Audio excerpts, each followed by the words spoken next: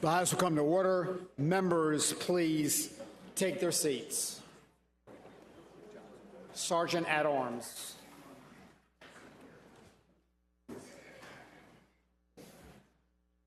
The House is now in session.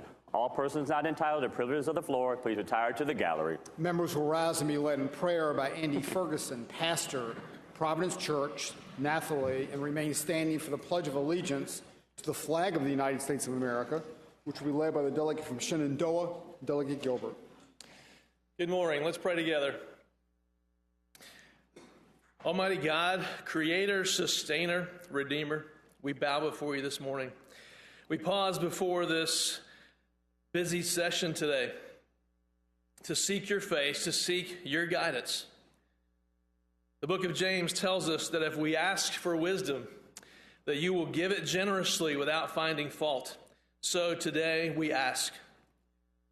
Our nation, our commonwealth have lost our moorings in many ways. Our building is shifted off its foundation. We ask forgiveness, Lord, for this. In the book of John, we read that apart from you, we can do nothing. So we acknowledge our need of you. As these lawmakers gather together to lead our state and make decisions that affect so many, we ask that you make your presence known today and that you would give your guidance, your wisdom, your direction. May all that is done here be pleasing to you and be for your glory and for the good of the Commonwealth of Virginia. We pray these things in the name of Jesus. Amen. Amen. I pledge allegiance to the flag of the United States of America and to the republic for which it stands, one nation, under God, indivisible, with liberty and justice for all.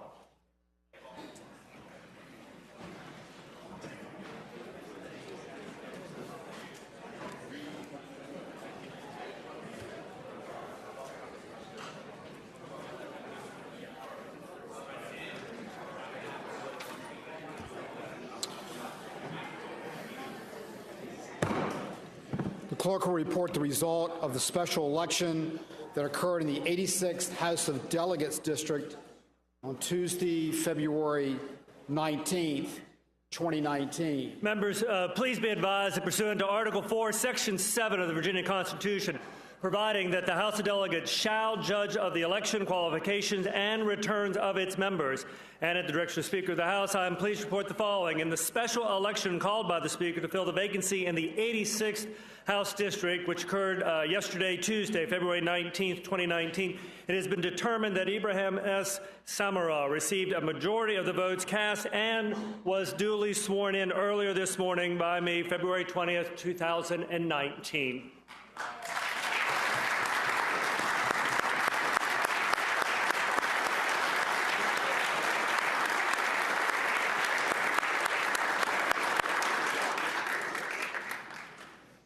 The members will answer the roll call by indicating their presence on the electronic voting board.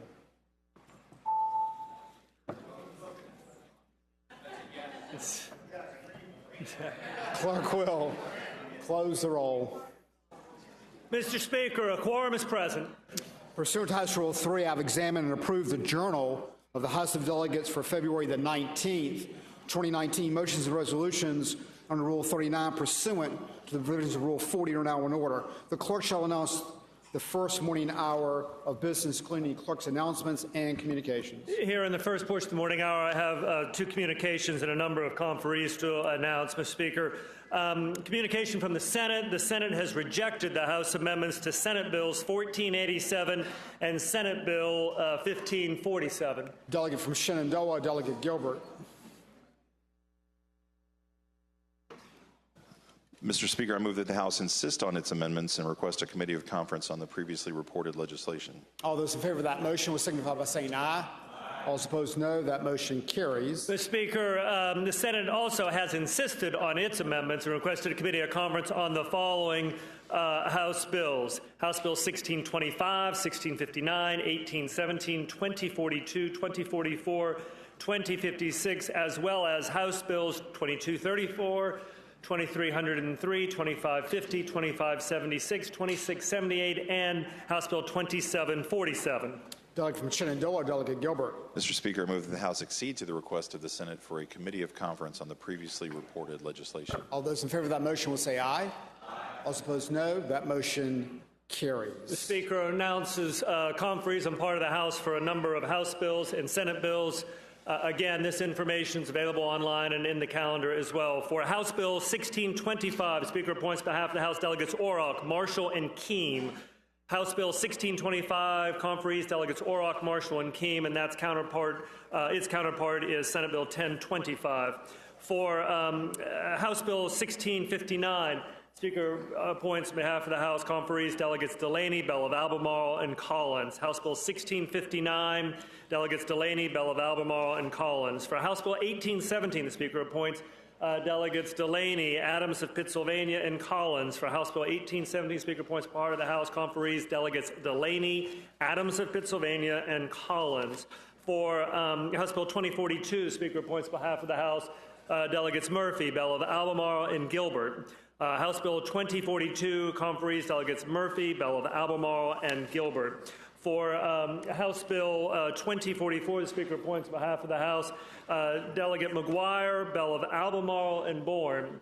For House Bill 2044, delegates McGuire, Bell of Albemarle, and Bourne are the conferees. For House Bill 2056, conferees, part of the House, delegates Yancey, Bell of Albemarle, Gilbert, and Herring. For House Bill 2056, conferees, delegates Yancey, Bell of albemarle, Gilbert, Herring, and that is comparable to Senate Bill 1031.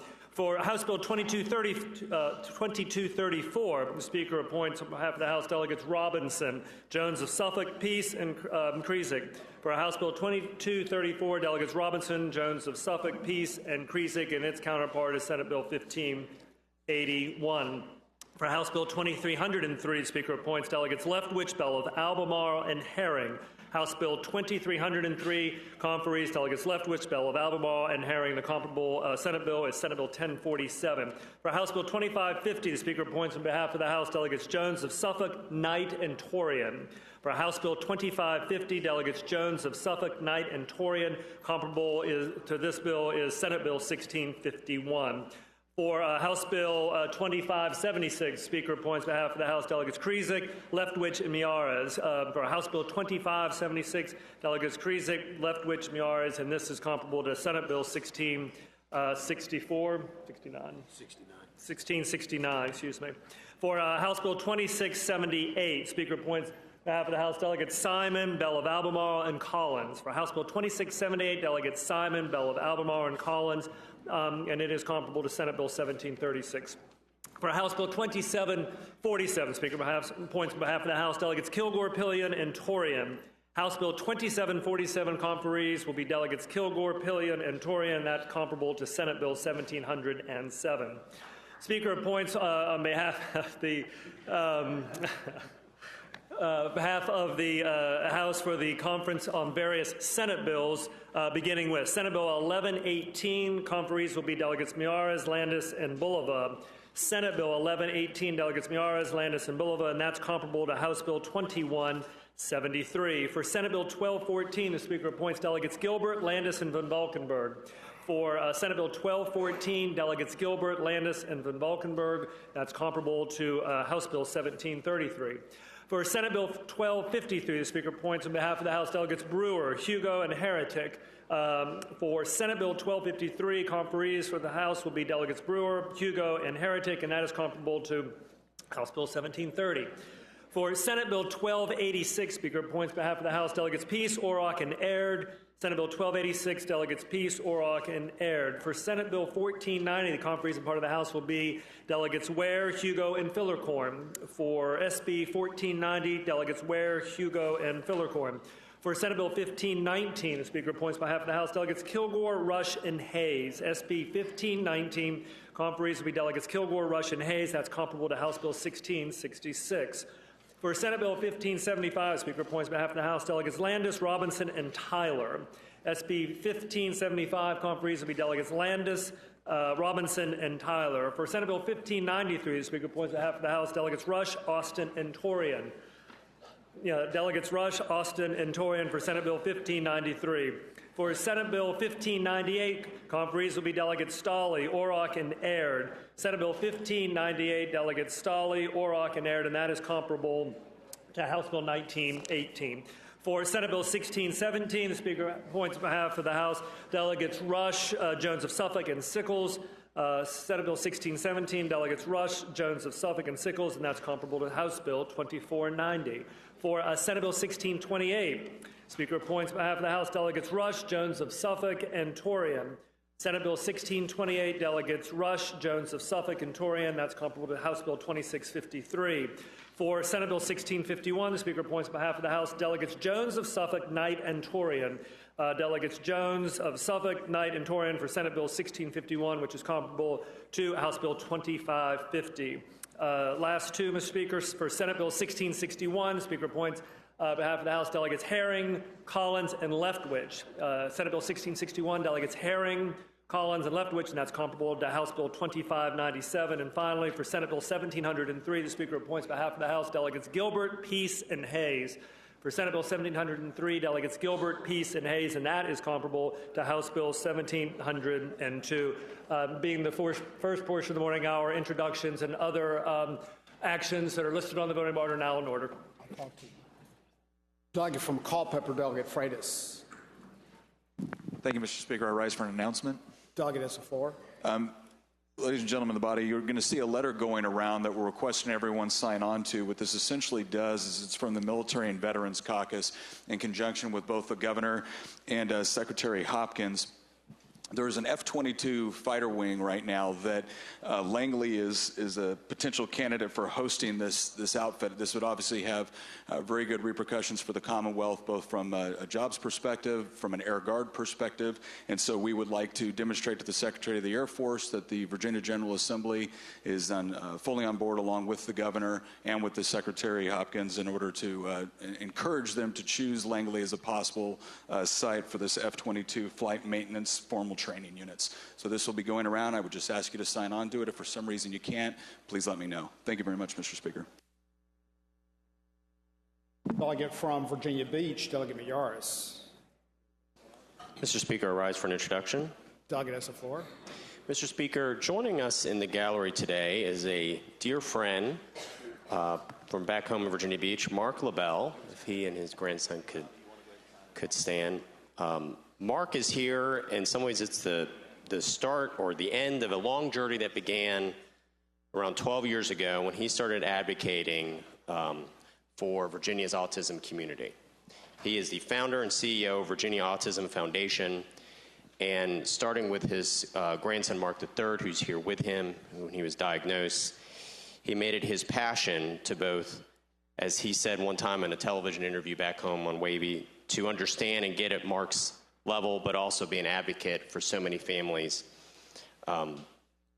Many of you all know Mark. He has been here tirelessly year after year after year, particularly advocating for legislation to require insurance plans that cover treatment for children with autism, including applied behavior analysis and other forms of therapy. And to give you an idea of how much this has impacted, his grandson is able to talk now about what his dreams are. And as so many people, I've had the pleasure of speaking at the Tidewater Autism Summit, which he has started and brings thousands of Virginians from all over. The deepest desire of every parent and grandparent is that their loved one with autism gets a chance to live an independent, self-sufficient life, to achieve and chase their dreams. And Mark has spent so many hours of his time without compensation up here to talk to so many of us. In many ways, he embodies the very best of what a citizen activist should look like. And so if it is the pleasure of the House, he's here to watch the final passage of the autism bill, the version carried by Senator Vogel, which is on third uncontested. It's a companion to my seatmate, Delegate Thomas, who so enjoyed working with you, Mark. But if it's the pleasure of this House to give a very warm Virginia welcome to the end of a long 12-year journey to my good friend, Mark LaBelle, and his grandson.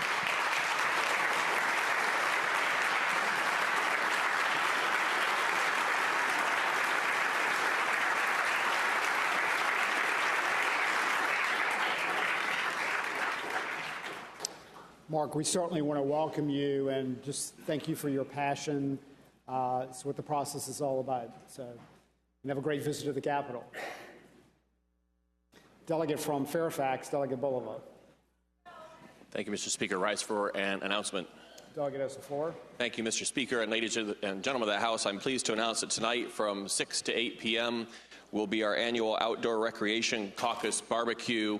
It is a great way to celebrate all that Virginia's parks and outdoor recreation have to offer.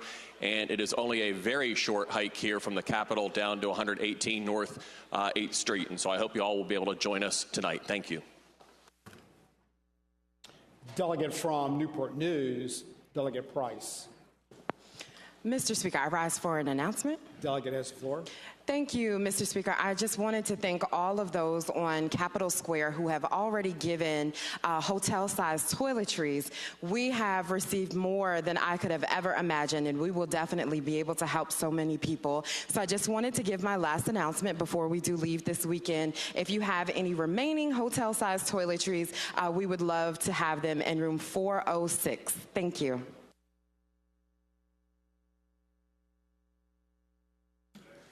Delegate from Hanover, Delegate Fowler. Thank you, Mr. Speaker. Members of the House, it's with much humility and trepidation that I stand before you to ask for unanimous consent for a memorial. I know it's usually, take such great pride in being so organized, but, even I slip up. But at any rate, I would greatly appreciate the tender mercies of the body. And so, well, it's a memorial resolution for a first responder. So, thank you. Shall the House grant unanimous consent for the introduction of a resolution past the deadline? All those in favor of granting unanimous consent shall say aye. Aye. Those opposed, no. Unanimous consent is granted. Delegate from Halifax, Delegate Edmonds. Mr. Speaker, I rise for an introduction. Delegate has the floor. Mr. Speaker, today our prayer was delivered by Pastor Andy Ferguson.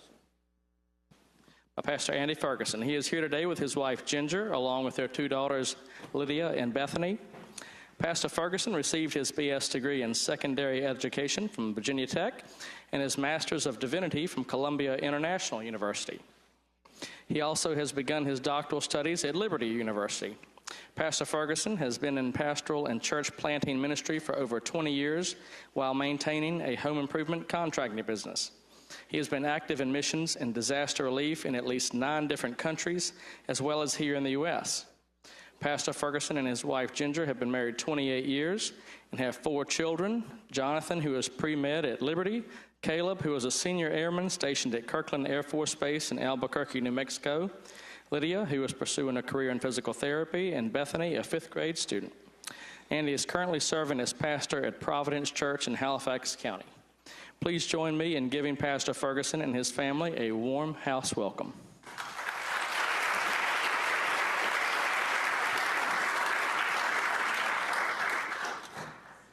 The delegate from Virginia Beach, Delegate Converse Fowler. Thank you, Mr. Speaker. I rise for an introduction and a motion. Delegate has the floor. Thank you, Mr. Speaker. Mr. Speaker, in the gallery today, we have members of Stop the Flooding Now from Virginia Beach, and I would ask that they rise. Stop the Flooding Now is a grassroots, nonpartisan organization of self-educated volunteers working to address recurrent flooding of homes and businesses. Delegate Davis and I sponsored a resolution that passed this body unanimously on Monday, commending them on their work. Stop the Flooding Now recognizes that flooding threatens our homes, our families, and our livelihoods, and the economy, and we need to take immediate action to mitigate that threat. Their members have given speeches and presentations to advocate for citizens' rights regarding the protection of their homes and businesses and to promote flooding solutions. Their organization is central to providing the education our community needs so that citizens can be informed and properly advocate for their neighborhoods. They're continually bringing awareness to the flooding concerns in Virginia Beach and to promote collaborative solutions. I hope that we can give a warm house welcome to Stop the Flooding Now.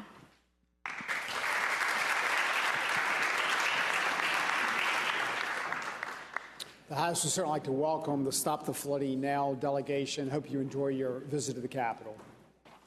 Delegate Converse Fowler. Thank you, Mr. Speaker. Mr. Speaker, today in the House, we also have a family and friends of Bellamy Gamboa, and I would ask them to rise. Bellamy was a beloved daughter and sister who was lost too soon to domestic violence. She was a loving mother that was taken from her 5 children, leaving our community to spend a month searching for her before we learned the truth. We prefer to remember Bellamy in her happy times.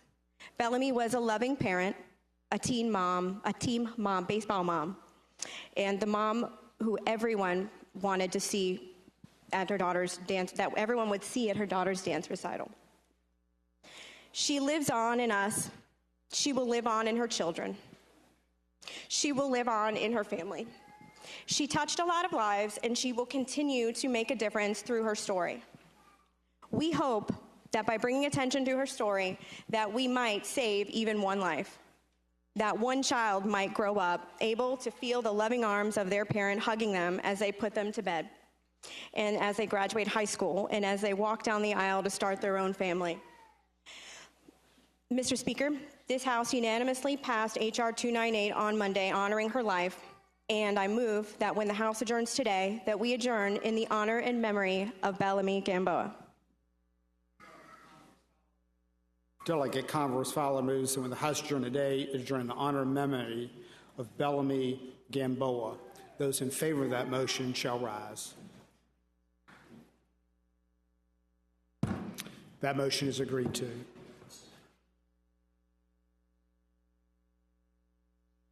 The clerk shall announce the next order of business. Second morning hour order of business, announcement of member request to move legislation from any uncontested calendar block to the regular calendar block. Mr. Speaker, there are several. First category in that large block of Senate bills, third reading uncontested. On page 3, Delegate DeSteff's Senate Bill 1150 has been removed, requested to be moved to the regular calendar by Delegate Simon. Page 3, SB 1150.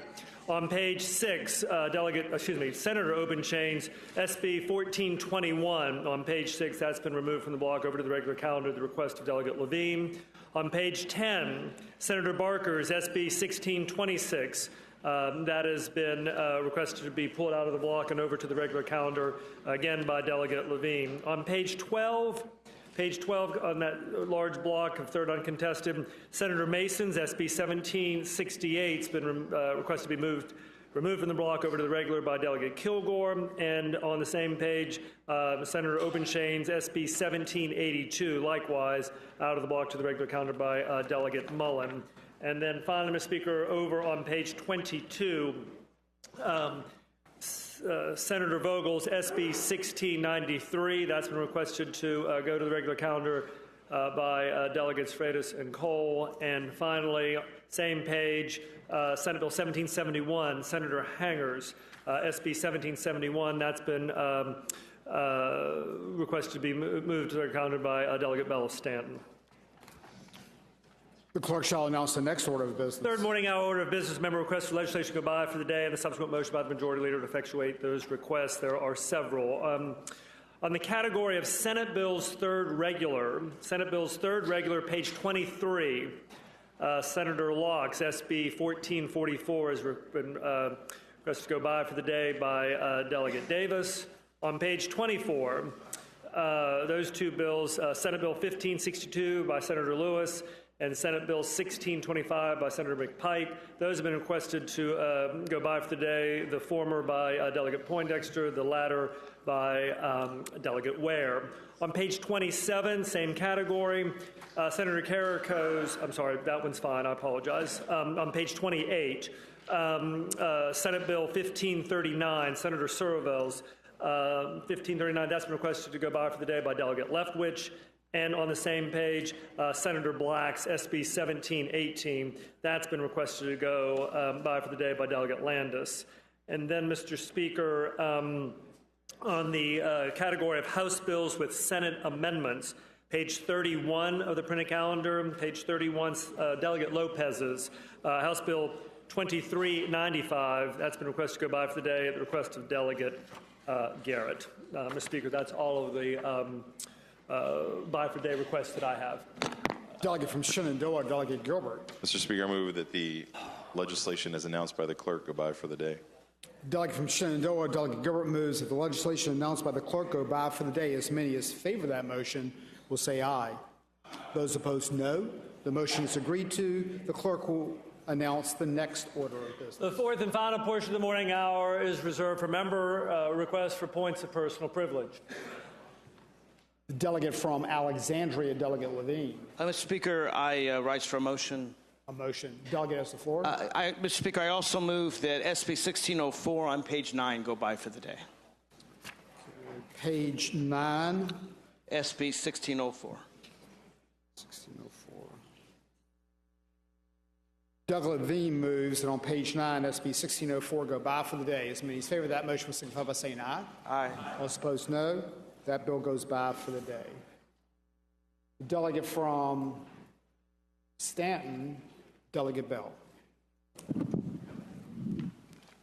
Thank you, Mr. Speaker. I rise for a point of personal privilege. The delegate has the floor. Mr. Speaker, ladies and gentlemen of the House, when I announced in December that I would not seek re-election and that I would retire from this body, this day seemed like a long way off. About this time last week, it started to get real.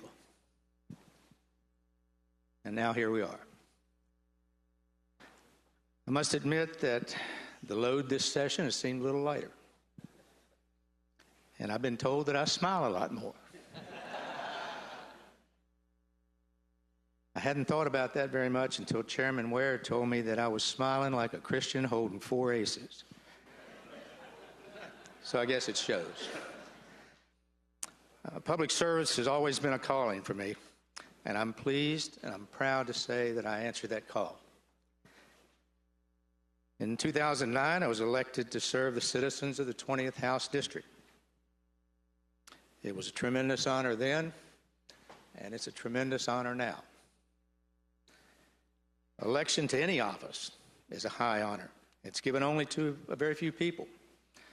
It represents an investment of public trust in both the person and in our process. 2019 marks a decade of service for me in the House, following 13 and a half years as a member of City Council in my hometown of Stanton. Prior to that, I served 14 volunteer years on boards and commissions in that town. If you add it up, that's over half my life. There have been plenty of challenges, and there have been plenty of rewards. And it has been a labor of love for me. Public service has given me the opportunity to meet and to serve so many wonderful people. That makes me aware every day of why I chose to do this. I'm able to be here today because some teachers, some coaches, and some friends along the way believed in me, saw things in me that I couldn't see in myself, and pushed me. Because of them, I chose public service as a way to pay it forward and to try to do the right thing. It's been an honor to serve in this august body. This is an incredible place. I'm proud of my service here. I remember the first day in this chamber. I sat here and the history just drips here. And I looked up at that skylight and I said, Lord, are you sure you got the right guy? But I got to tell you, as great an honor as this is, it's not my highest honor. And as much as I enjoy the title of delegate, it's not my favorite title.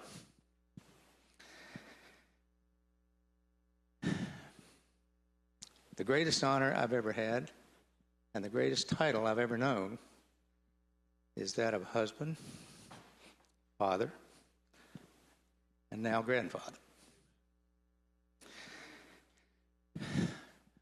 Every day I try to be a humble servant of my Lord and Savior. It's made a huge difference in my life. I've never apologized for my faith. I've never apologized for my love of this commonwealth or this country, and I never will. And those are the things that I'm proudest of. Mr. Speaker, you can't be in this public arena without the support of your family. My family has been incredibly supportive.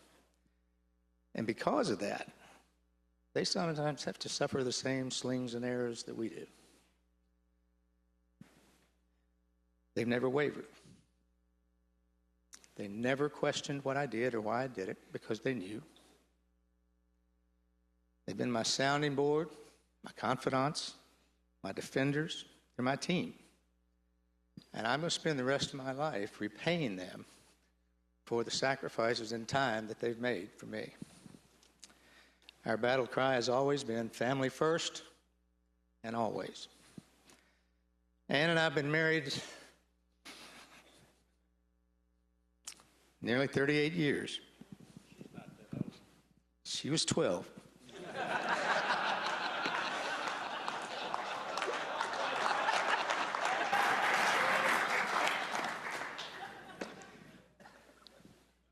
We've never had a quarrel.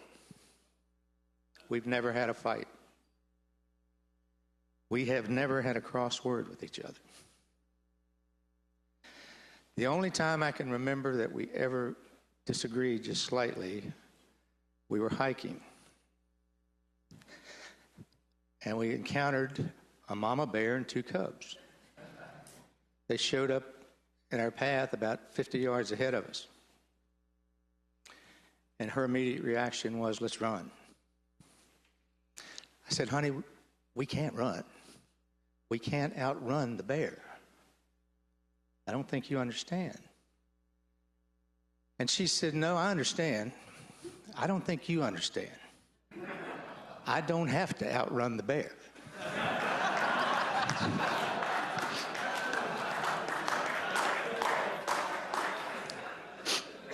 We have taken every step of this incredible journey together.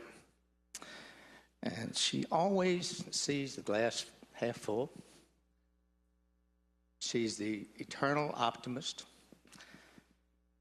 And every time we turn the page to a new chapter of our life, she always says, I can't wait to see what God has in store for us. Her faith and optimism are contagious. And in our family, we've all caught it. In a profession where staff people come and go all the time, I have been blessed with a loyal staff. Most of you know my aide, Savannah. I hired Savannah the night I was elected. She was 22 years old. We came to the first session together, and I'm just going to tell you, we didn't have a clue. But we made it through, and she has been with me ever since. Mike has been with me almost as long. These folks have done an incredible job of not only defending me and making me look good, but they protect me from you people. When I need to be protected, we're a great team. I can't say it any other way. I'm very proud of our relationship. I want to assure you that I'm fine. I'm not sick. I know when people leave here, they all say, I want to spend more time with my family. And then they show up as judges.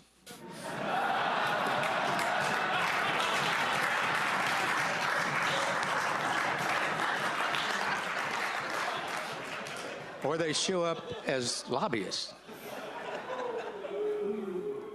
Believe me when I say, I want to spend more time with my family.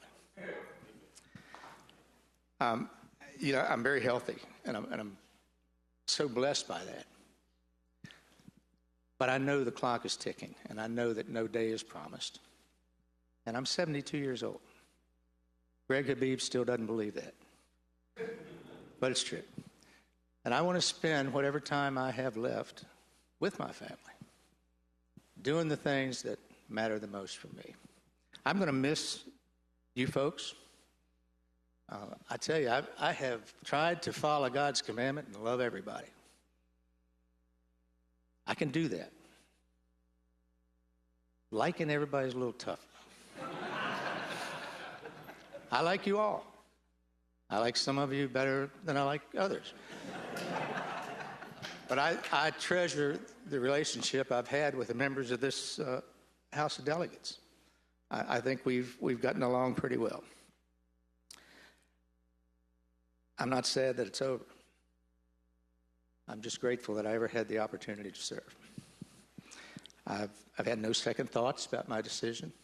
I don't feel any remorse. But I will tell you this, when I made the decision to leave is every bit as hard as the decision to run in the first place, maybe even harder.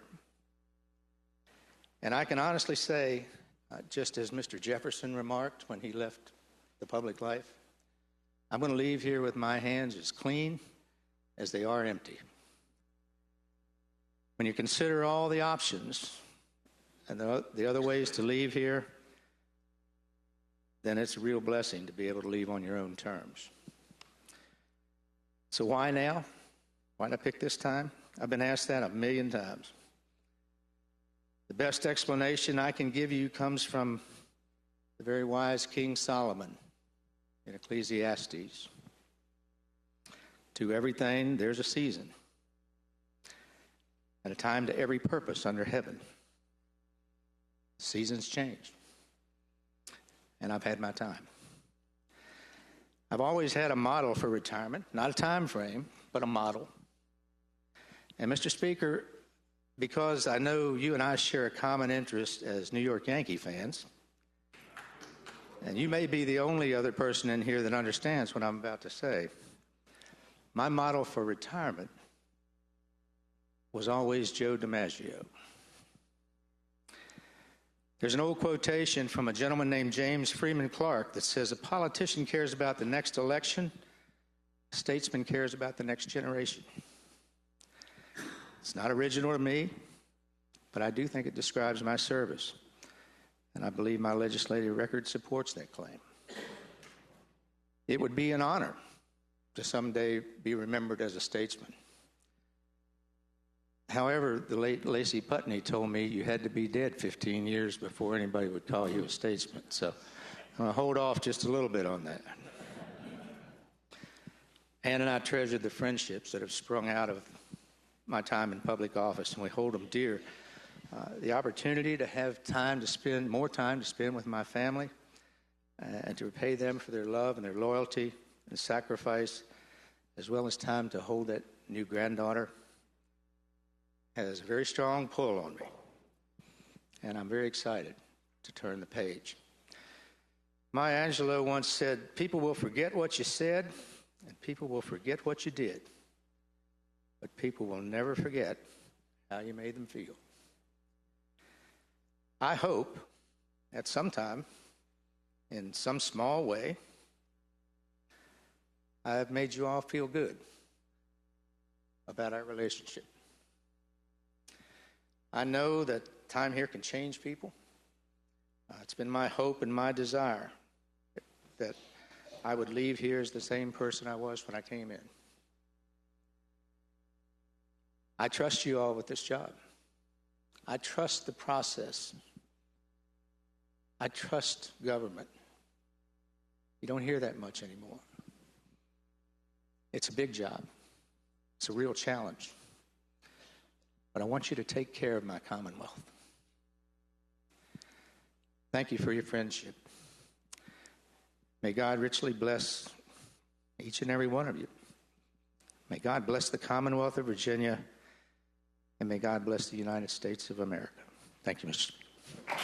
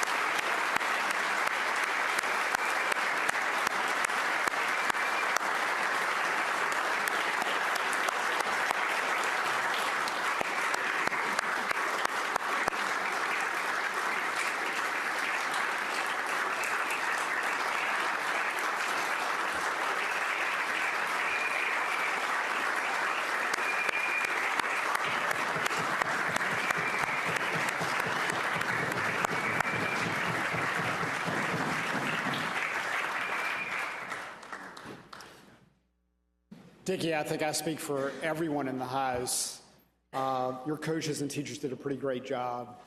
You've been a model public servant. And the thing that does stand out the most for me is your faith, because it really, everything you do flows from that. And the same thing, you have the model marriage that we all can look up to. And boy, in an age, that's a rare thing. So just thank you for your service. Thank you for just an incredible speech, I think, that just really inspired us all. And Savannah and Mike, I also want to say thank you to you, because I think we all know how much your legislative aids means to you. So, Dickie, just thank you very much.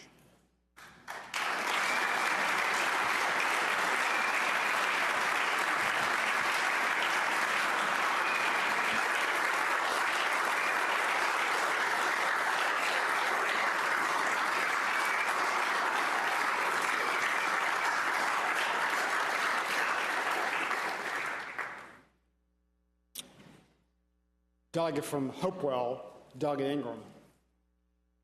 Mr. Speaker, my remarks probably will be a little bit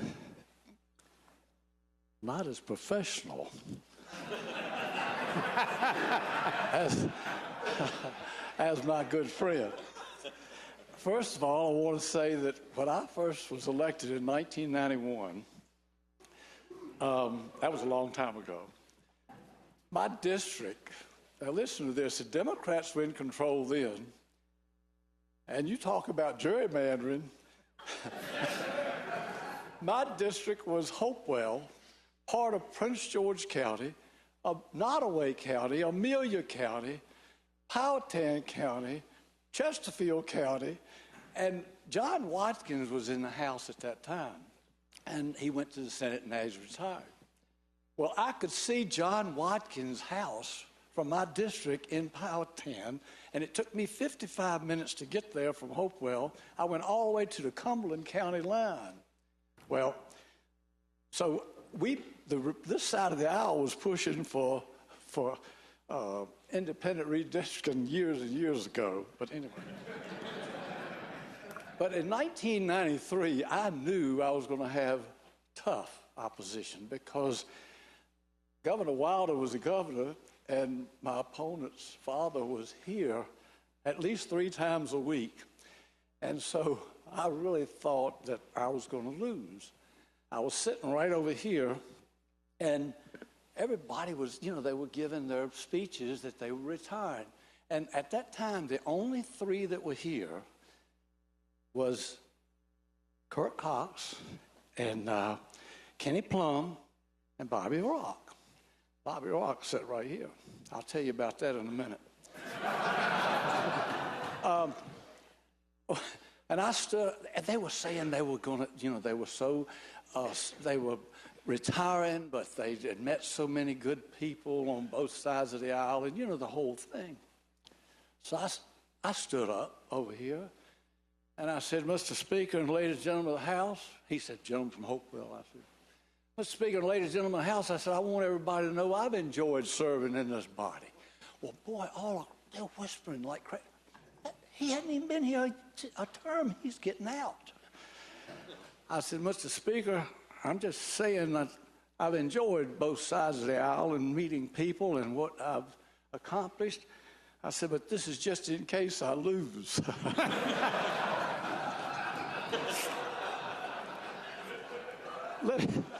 Let me tell you what. Back here on this row right here, and I'm not going to mention any names when I tell some of the other stuff, but I will tell this.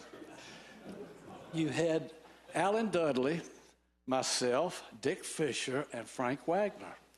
Bobby Rock sat right here where Delegate Wright is sitting. We all smoked. I mean, smoked like a freight train. And the smoke was just rolling like crazy. And Bobby bought a fan and put on his desk to blow the smoke back at us. If I said that, then you would know what I'm talking about. Hey, the Speaker knows that I'm telling the honest truth. Everything that I'm going to say today is 100% true. 100%. let me tell you, it wasn't Doesn't just mean you should smoking. say it, Delegate Ingram. Hey, they had a little toddy on the floor, too. Yes. They would get one of the pages to get them a Coke. Go get a Coke. And they'd get down behind the desk.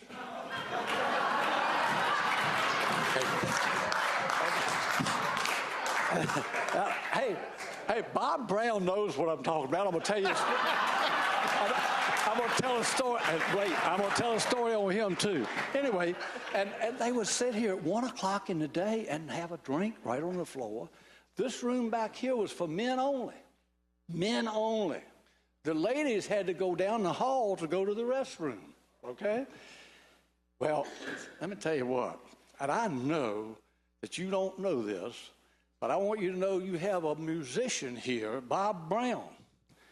And I've got to tell you a story before I get to this. There was a place up here, they call it a Holiday Inn on Franklin Street. Oh, boy. Woo. Anyway, Bob Brown, Clinton Miller, a lot of you, I know you know who I'm talking about. They had a band, and Clinton Miller played the guitar, and Bob Brown played guitar, and the little place there that you danced and had a good time, they played some, they had a DJ. Well, this was when I first came in 1992. Well, I don't know where I got the representation, where I got the, people thought I liked a good time. I don't know why, but. So it was both Democrats and Republicans that said, Riley, you need to come up to the Holiday Inn on Franklin Street. Said, said you'd really enjoy it. So I went up there. I did enjoy it. The only thing is my wife worked at Firestone, and she waited for me to get home every night. Well, the first time I went up there, I got home around 7:30, 8 o'clock. That's where I made my mistake. What I should have done was just started getting home at 10 o'clock every night. Anyway, so I go up there, and I get home, and it was the first time it was about 10 minutes to 10. My wife said, where have you been? I said, see, I'm not like my good friend over here. Because my family is sitting up here now. They know my wife, boy, she'd come down on me in a heartbeat. Anyway, so she said, where you been? I said, I went up to the Holiday Inn on Franklin Street. She said, oh, I said, Marion, you wouldn't believe. We get so much work done up there. I said, we talk to each other. I said, great place to go. Well, everything was fine. Went to bed, everything was all right. About 2 days later, on a Thursday night, I didn't know it, but everybody's up there on Thursday night. I go up there. I don't get home till about 11 o'clock. Yeah. Wife said, where have you been? I said, went back up to the Holiday Inn on Franklin Street. She said, Riley, she said, do they have a band? I said, no, not normally they don't. Bob them played sometimes. I said, she said, do they have a disc jockey? I said, well, yes. She said, do they have a dance floor? I said, yes. Well, she knew I loved to dance. And she said, did you dance? I said, a couple times. You know what she said? And my family up there, my daughters and sons, they will tell you the same thing. She said, I'll tell you what. If you go up there again, you're going to come home to an empty house. Now, I'm telling you right now, you listen to that, because she meant what she said. Well, let me tell you, she got my attention. I didn't go up there anymore, because that was it. But that's not the worst one. The worst one, that's not, hey, let me tell you something. The speaker was there. This was,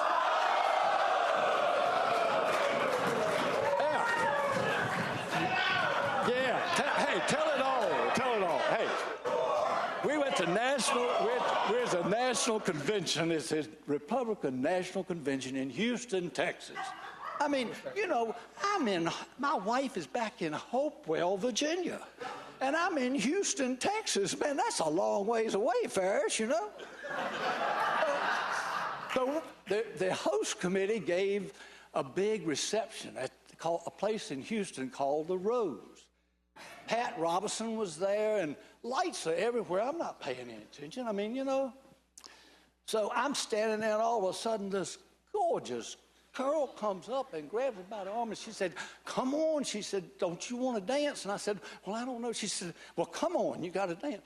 And it was a whole bunch of them that were getting the delegates and the senators out to dance. So I'm out there, boy, I'm just, oh, good gosh, I'm in seventh heaven. This thing is gorgeous. and so, I mean, I'm dancing up a storm. And so I leave, I go back to my room. It's like 10 or quarter after 10 out there, but it's quarter after 11 back here. And I called my wife on the phone. I said, hey, baby, how you doing? She said, don't baby me. I said, what's wrong? She said, I just saw you on TV. She said, hey, she said, hey, she said, I just saw you on TV. They had satellited that thing back. Right. I said, what? She said, I want to know who the blonde blip is. I said, she was teaching me how to two-step in Cotton Eye Joe. She said, I'm going to Cotton Eye Joe your blip when you get home. I said, oh my gosh, I've done it again. Anyway, I'm going to tell you what. I seriously, I have enjoyed the fellowship. I've enjoyed the people on both sides of the aisle. Dolly Ingram, I was with my wife, by the way. But I tell you what, I stopped enjoying trips probably about 4 or 5 years ago. But I'll tell you what, up until then, we had some real good trips. I have to tell you about one. I won't tell you everything, but I'm going to tell you about one.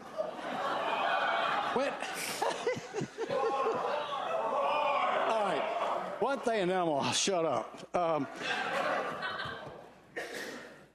Went to the U.S. Open, went to Indianapolis 500. I went to U.S. Chamber of Commerce, report at the top, at everything.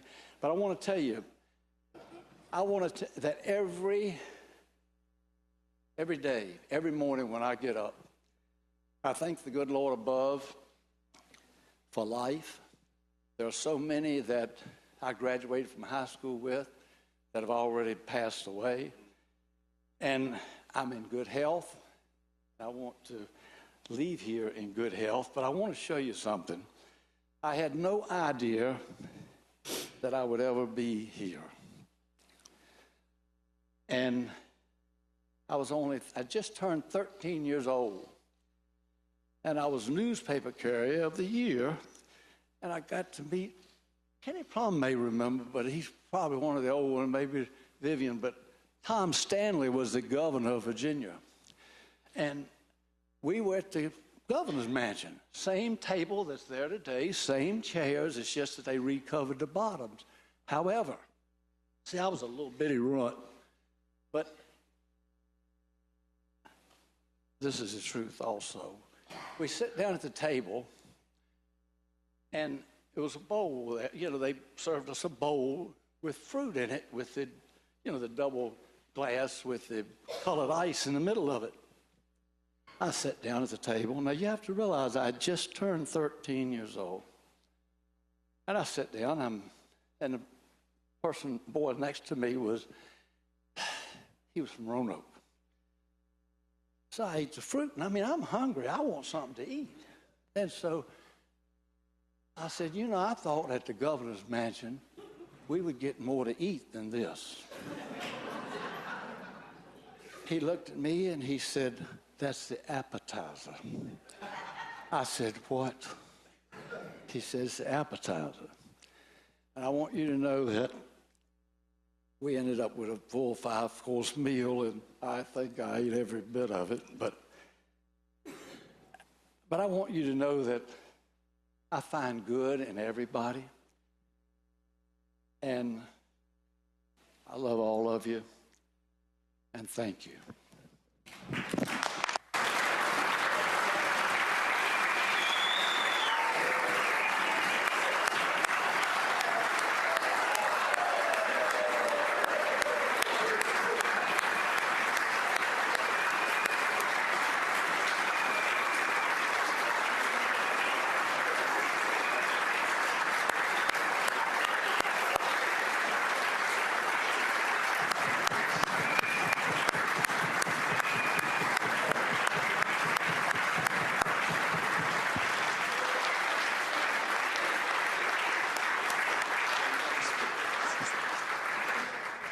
Doug Ingram.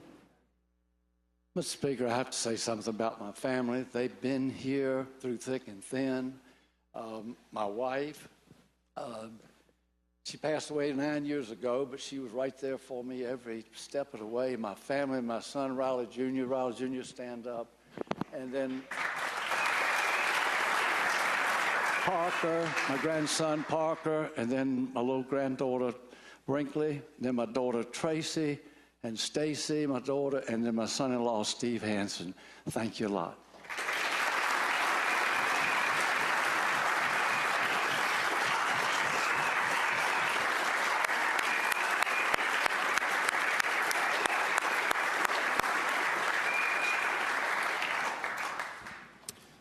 Well, Riley, wow. I've heard a lot of speeches over 30 years. I've never heard a speech like that. But you're just the most genuine person I think anyone would say. You have such a heart for this place. I've had the privilege of serving with you almost the entire time that you've been here. You've done a great job on county, cities, and towns and appropriations. You work very hard. You amaze me what you do with your constituents. He is literally everywhere. And I think La Charisse would say that, we've had a great working relationship in the Tri-Cities and really tried to work for our folks. And when Rosalind Dance was there, we did the same thing. So you've been a real credit to this institution. I don't think anyone loves this place more than you do. So just thank you. Great speech.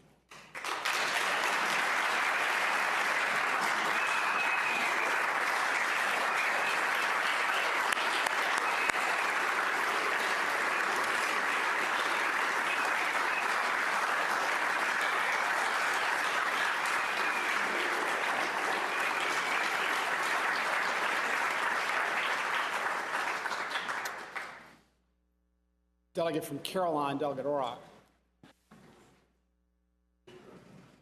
Mr. Speaker, I rise for a point of personal privilege. Delegate has the floor. Mr. Speaker, members of the House, as I stand, I'm sorry to disappoint, but no, I'm not giving my retirement speech. That is presuming I may be back. Just hoping, but just saying. Mr. Speaker, members of the House, I grew up the youngest of 8 kids. There were 6 of us boys. And so I learned very early in life what it's like to sometimes be in the minority, shall we say. And we would frequently, as children, engage in various games. And being the run of the litter, as it were, I oddly found myself in the circumstance frequently where the rules changed as the game played out. That if little runt baby brothers started doing better than the older ones anticipated, they just changed the rules. Rules matter. Mr. Speaker, members of the House, you got to know the rules of the game before it starts. You got to know the rules of the game in order to know that you're going to have a fair shake. Rules matter in this body because they're designed to ensure majority rule, but also protect the rights of the minority. That's why every 2 years, under provision 81 of the House rules, we adopt new rules. And this year, we amended them slightly. On January 10th, 99-0, we made some minor changes. Mr. Speaker, as you know, this is my 30th session as well. And during those 30 years, we've been in the minority. We've been through power sharing. We've been in the majority. And now we're kind of back pretty close. Through it all, rules matter. Through it all, you don't play games with the rules. You don't change the rules, metaphorically, when there's 30 seconds left on the game clock, just so that you can get one more play out on the field before time runs out. Rules matter.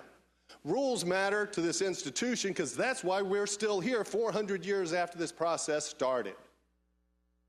They matter more than any single issue. Mr. Speaker, members of the House, during those 30 years, I've seen times when we as the minority proposed rule changes. They weren't right and they didn't pass.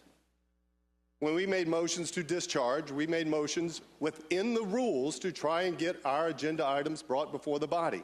And, Mr. Speaker, I've heard on this floor for the past several days, that's what these rule changes are all about. Let the body have a vote. The rules allow you a way to do that. The rules allow a motion under Rule 39 to bring a resolution directly to the floor. That gives you your vote. That's within the rules. But no, we can't do that, Mr. Speaker. That's never been proffered here. We're going to change the rules. Rules matter. Because if they don't matter, we become like Washington. Delegate Griffith, when he was here the other week, he and I discussed and have done on a number of times, his single greatest frustration in that process is they have rules, but they change them all the time. They pass a motion to suspend the rules so they can do whatever they want. Mr. Speaker, members of this body, I think we're that close. We're that close when we're considering rules changes that allow one measure to come through directly to the floor. We just do away with the committees. We'll just do it all in here. Just have a free-for-all in every issue. Mr. Speaker, members of the body, through all my years, both in the majority and the minority, every speaker I have served under and the body as a whole has always recognized that the rules of governing are more important than any single issue, no matter how politically expedient that may be. Some of you were here during the time when, during President Obama's initial inauguration, one of the senators went up to the inaugural event. That created a circumstance whereby in the Senate, they attached to a House redistricting bill making fine-tuning adjustments, they dropped a whole new Senate redistricting plan on top. The politics said the Speaker would accept it. The Speaker asked me privately, did I think it was germane? I said, clearly not. Because clearly, under the rules of the House, it went beyond the single purpose, that was making tweaks to the House districts. The Speaker at that time, Speaker Howell, under tremendous political pressure from his majority on this side and definitely from the Senate counterpart, did the right thing. Because rules matter. Mr. Speaker, members of this body, 49-51, whatever the number is today, if you're a student of politics, the majority will shift. That's why rules matter most of all. Because while in the majority today, rest assured, that side will someday be in the minority, and vice versa. But the rules assure democratic representation throughout the process for both sides. Rules matter. Mr. Speaker, members of the body, a vote for the rules changes that we have pending before us coming up tomorrow is a vote for the premise that the end justifies any means to get to it. If any means to achieve your political end becomes justifiable, then I fear we are ensuring this body becomes as dysfunctional as our federal government across the Potomac. My daddy told me many years ago, when I found myself in a situation where I could get a little payback on some of my brothers after all the things they had done to me over the years, he said, Bobby, just because you think you can doesn't necessarily mean that you should. The ends does not justify the means. Rules matter. We have governed through all these years within the rules, changed them every 2 years as the circumstances change. But, Ms. Speaker, rules matter, and I hope we'll remember that tomorrow.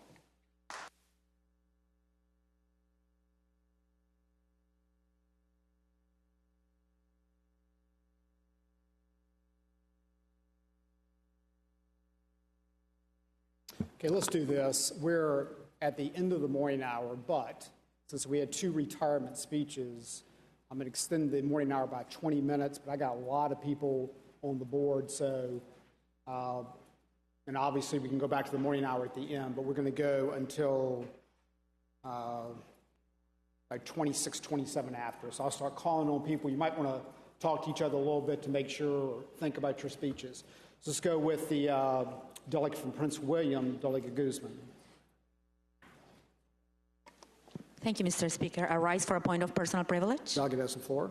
Thank you, Mr. Speaker. Looking back on our history, it is clear that women were never handed equality. We had to demand it.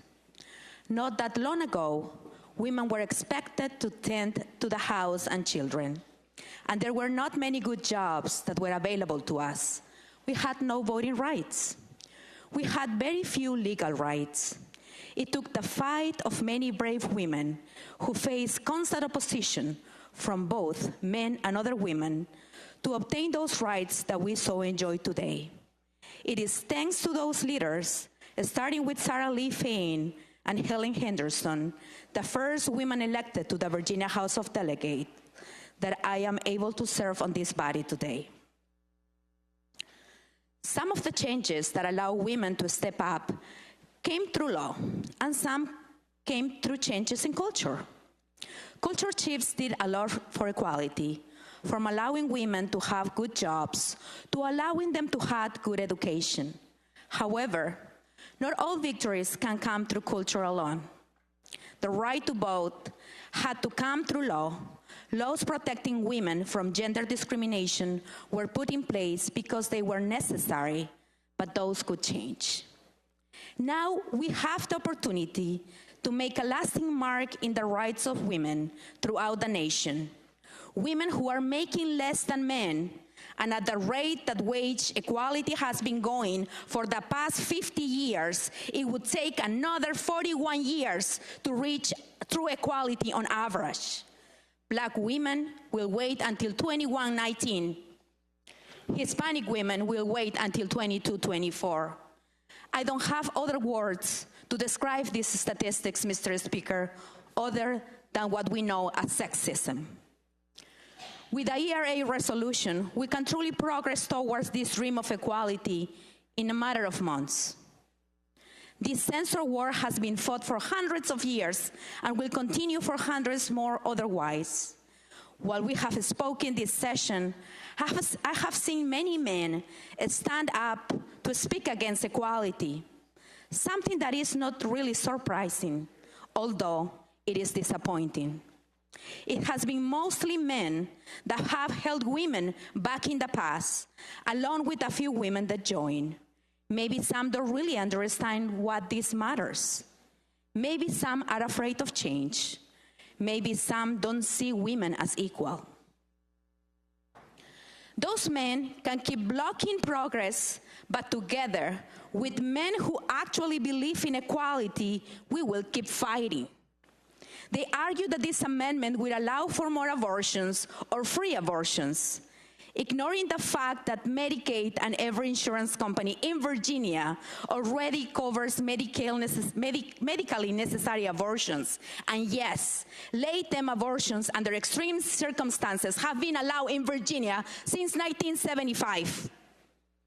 They are also using purposely misleading argument, pretending that this will protect abortion from the courts. I doubt anyone here honestly believes that a Supreme Court that would overturn Roe versus Wade would use the language from this resolution to protect women's health rights. Women are a large voting group, and while we do not agree on everything, a large enough group of women support this resolution, and come November, we will not forget. Some of those women who oppose this resolution have spoken how it's not necessary, and I want to reply to that. It is accurate that there is an Office of Women's Business Ownership and that their mission is to enable and empower women entrepreneurs through advocacy, outreach, education, and support. Could we need that if we were considered equal? No, Mr. Speaker. My father was a union organizer and my mother was a housewife. I was taught that I could do anything I wanted and choose who I wanted to be. Thanks to the progress made by others that came before, I am not restricted in my career choice. All my life, I have fought for what I wanted to do, and I have achieved many accomplishments by the grace of God. But it is not as easy as it was phrased by some of the other delegates. I had to work harder than the males at my job, and being a Latina with an accent meant I had to work twice as hard than anyone else there just to be accepted. I had to make a constant effort to prove myself, and odds are that my male coworkers are getting paid more, no matter if I do more work than they do. You are hearing this from someone that is doing relatively well in this country. Imagine how a single mother feels about this. We cannot keep treating women as second-class citizens, and it's truly sad that this body cannot pass this resolution as of today. This resolution does not affect women. It affects every family in Virginia. Little girls deserve to know that they are truly equal. The law understands them, they are equal. But it will also greatly affect every family that is raised by a single mother. If a mother makes a little more money or the same as a man would, maybe she does not need that second job and can spend more time with her children, mainly in time when my colleagues across the aisle refuse to increase the minimum wage. We can all agree on the impact Shakespeare and Newton have had on our culture. Not too long ago, Virginia Woolf asked, what if Shakespeare had an equal brilliant sister? Odds are she would never have written a word. If Newton had one, odds are she would have never studied physics. We like to think we are much better in today's society, and we have made strides, but it's still difficult for women to be taken seriously in these fields. We are not just depriving women of incredible accomplishments, we are depriving everyone from the advances women could be making. It is time for the Commonwealth of Virginia to lead and ratify the Equal Rights Amendment, ensuring that women can make incredible progress. It is time for the legislators of Virginia to listen to their people who greatly support this resolution and stop making up fake excuses as to why this resolution is harmful to women. To those who are blocking the Equal Rights Amendment, I ask that you go home and explain this to your daughters and your female constituents, why you cannot accept women as equal. Thank you, Mr. Speaker.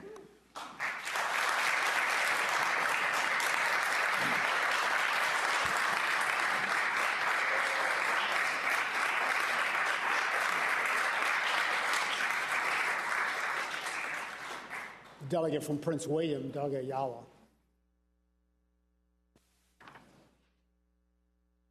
There goes that button again. Good morning, Mr. Speaker. Thank you. I rise for a point of personal privilege. Delegate has support. Thank you. The other day, Mr. Speaker, in this body, I listened to two of my colleagues, one, the delegate from Lynchburg, and today, the delegate from Caroline. I pride myself on being fair. One of the things or the principles or the values that I hold is, even if I don't like what I hear, I still need to listen. I need to be open, I need to be available and receptive, even if I don't like what's being said. The points that the delegate from Lynchburg made, I took into consideration and have some feedback. The question was raised, what about the ERA is fundamental? My response is that the ERA would provide a fundamental legal remedy against sex discrimination for both men and women. It would guarantee and affirmed by the Constitution that we are held equally. Now, when we're talking about rules, the Constitution is the rule. It's the rule of the law. It's the rule of the land. I don't get equal treatment under this current rule. You wonder why we fight for it. As a woman of color, African, Latina, Lebanese, Irish, I'm always looked at not only for my race first, but my gender second, and have been judged accordingly. And as the delegate from Prince William just shared, she says, hey, I got to work twice as hard, and I've done it. I've advocated for women's rights for nearly 10 years. And I went back to my office, and I said, you know what? I need to do some more homework, because I took the delegates from Lynchburg's words, and I said, you know what? Maybe he has a point. Maybe there's a point that I need to listen to. For 7 hours, I looked at case law, Yale, Stanford, Cornell, and even went over to MIT, who did a pro-life rally back in '81. And it was very interesting, because some of the points that were made on this floor and have been made on this floor against the ERA have been talking points from all the way back in '72. 35 states have ratified the Equal Rights Amendment, and 2 just recently. And in states, they've adopted their own ERA. They're not all the same. They're not the same that was introduced in Congress. Each state has literally taken their rendition of the ERA and added it to their constitution. But these 35 states that had decided to ratify or vote in favor to ratify the Constitution still didn't give us the votes legally required to ratify the 14th Amendment. As I stated earlier, 2 states last year decided to join the cause, to put women in the Constitution legally. And this year, we're on that same track and hoping Virginia will be that final 38th state needed. So I just want to share with you about some of the points, again, that the delegate from Lynchburg made for the 3 cases. All 3 cases pertain to taxpayer funding of abortion from Medicaid.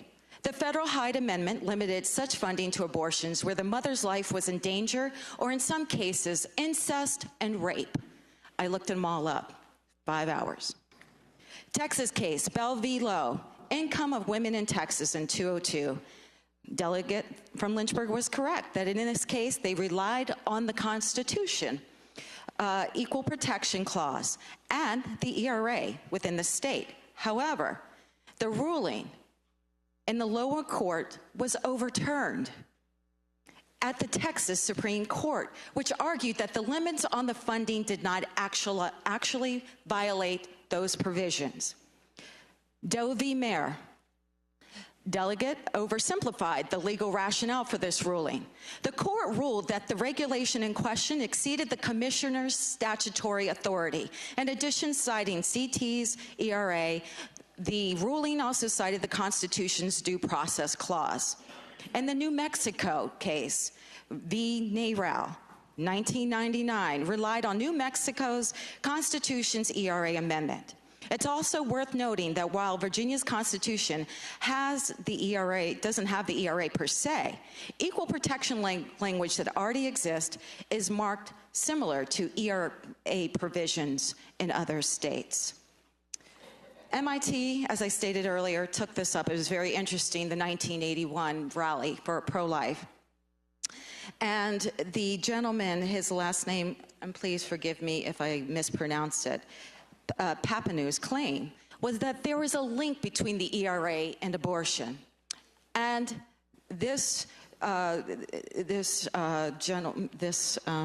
forget the gentleman's name here, Emerson took this up and wrote, the legislative history of the ERA with respect to the issue of abortion is clear. Congress never intended the 2 issues to be linked, steadfastly refused all attempts to do so. As a result, the original resolution would not prohibit reasonable classifications based on characteristics that are unique to one sex. This was stated during a House debate on the congressional floor. Other testimony to the same effect abounds the congressional record. Court precedents on the issue are clear. The Supreme Court's argument with abortion has never hinged on equal protection arguments, but rather on due process. In Roe v. Wade, the court found that Texas anti-abortion laws violated due process. of the 14th Amendment, and hence were unconstitutional. Doe v. Bolton, the court found that the Georgia law violated due process and then was unconstitutional. No mention of the equal protection under the law was made. And in fact, precedent suggests that equal protection arguments to ensure the right to an abortion will not wash. The court has heard challenges to legislation forbidding the public funding of abortion in both Pennsylvania and Hawaii. Both states have adopted the Equal Rights Amendment. These challenges claim the legislative body violated the ERA and hence were unconstitutional. Again, in all cases, it found that discrimination was based on wealth, not sex. In short, the Thomas Emerson, professor at Yale Law School, stated, "The ERA has nothing to do with the power of the states to stop regulated abortions or the right of women to demand abortions. The state's power over abortion depends wholly differently constitutional considerations, primarily the right to privacy. The abortion issue is a privacy issue, not an equality issue, and would not be affected by one way or another of the passage of the ERA. This allegation is a pure red herring." In conclusion, Pompneo's claim that there is a link between abortion and the ERA is nonsense.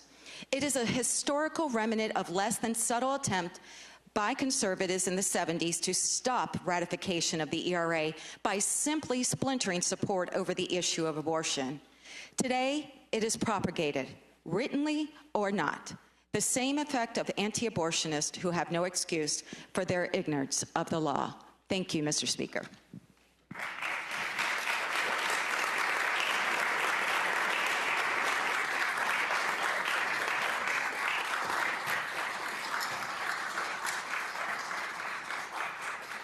The delegate from Fairfax, Delegate Fullercorn.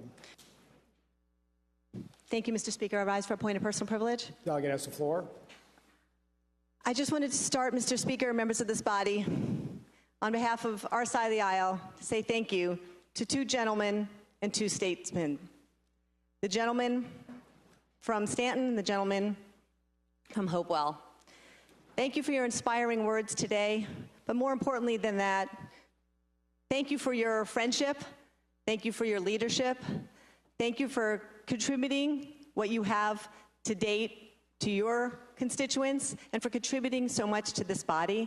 I think I can say I speak for so many on this side of the aisle that we have enjoyed getting to know you. We have enjoyed working with you. We have enjoyed collaborating with you as well from this side of the aisle.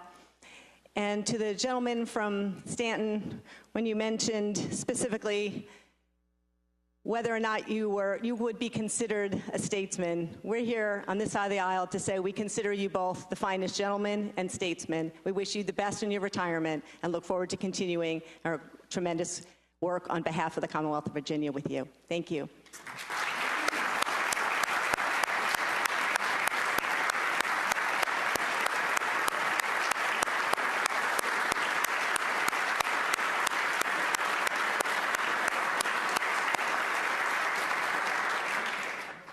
The delegate from Richmond City, Delegate McQuinn.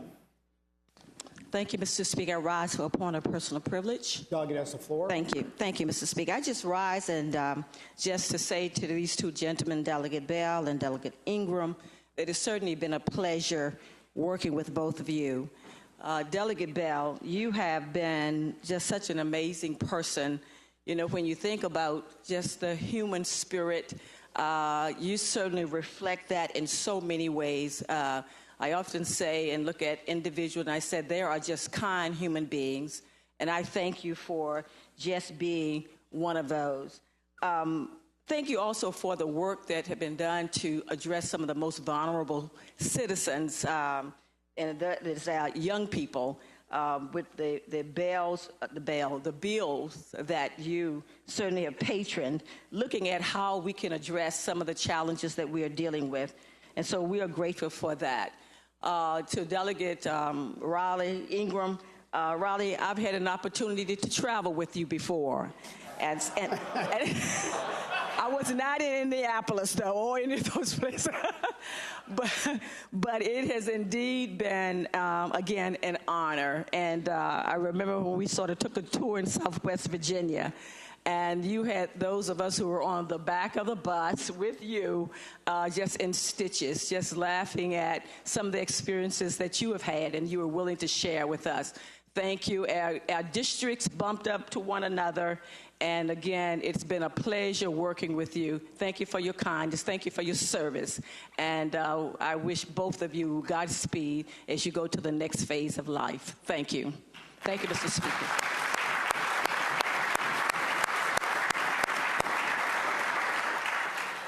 The clerk will call the calendar. Calendar for today, Wednesday, February 20th, 2019. The first category of business today is Senate bills on third reading, uncontested calendar. There are approximately 50-plus bills in this long calendar for today. Senate bills on third reading, uncontested calendar, page 1, beginning with Senate Bill 1050, which is a measure to amend and reenact section of the code relating to forgery venue. The bill is reported to the Committee for Courts of Justice. Delegate from Chesapeake, Delegate Lefwich. Thank you, Mr. Speaker, members of the body. This bill is identical to my House bill, which would allow a prosecution to be brought in the jurisdiction in which a mobily deposited check was made and the loss was suffered. I move passage of the bill.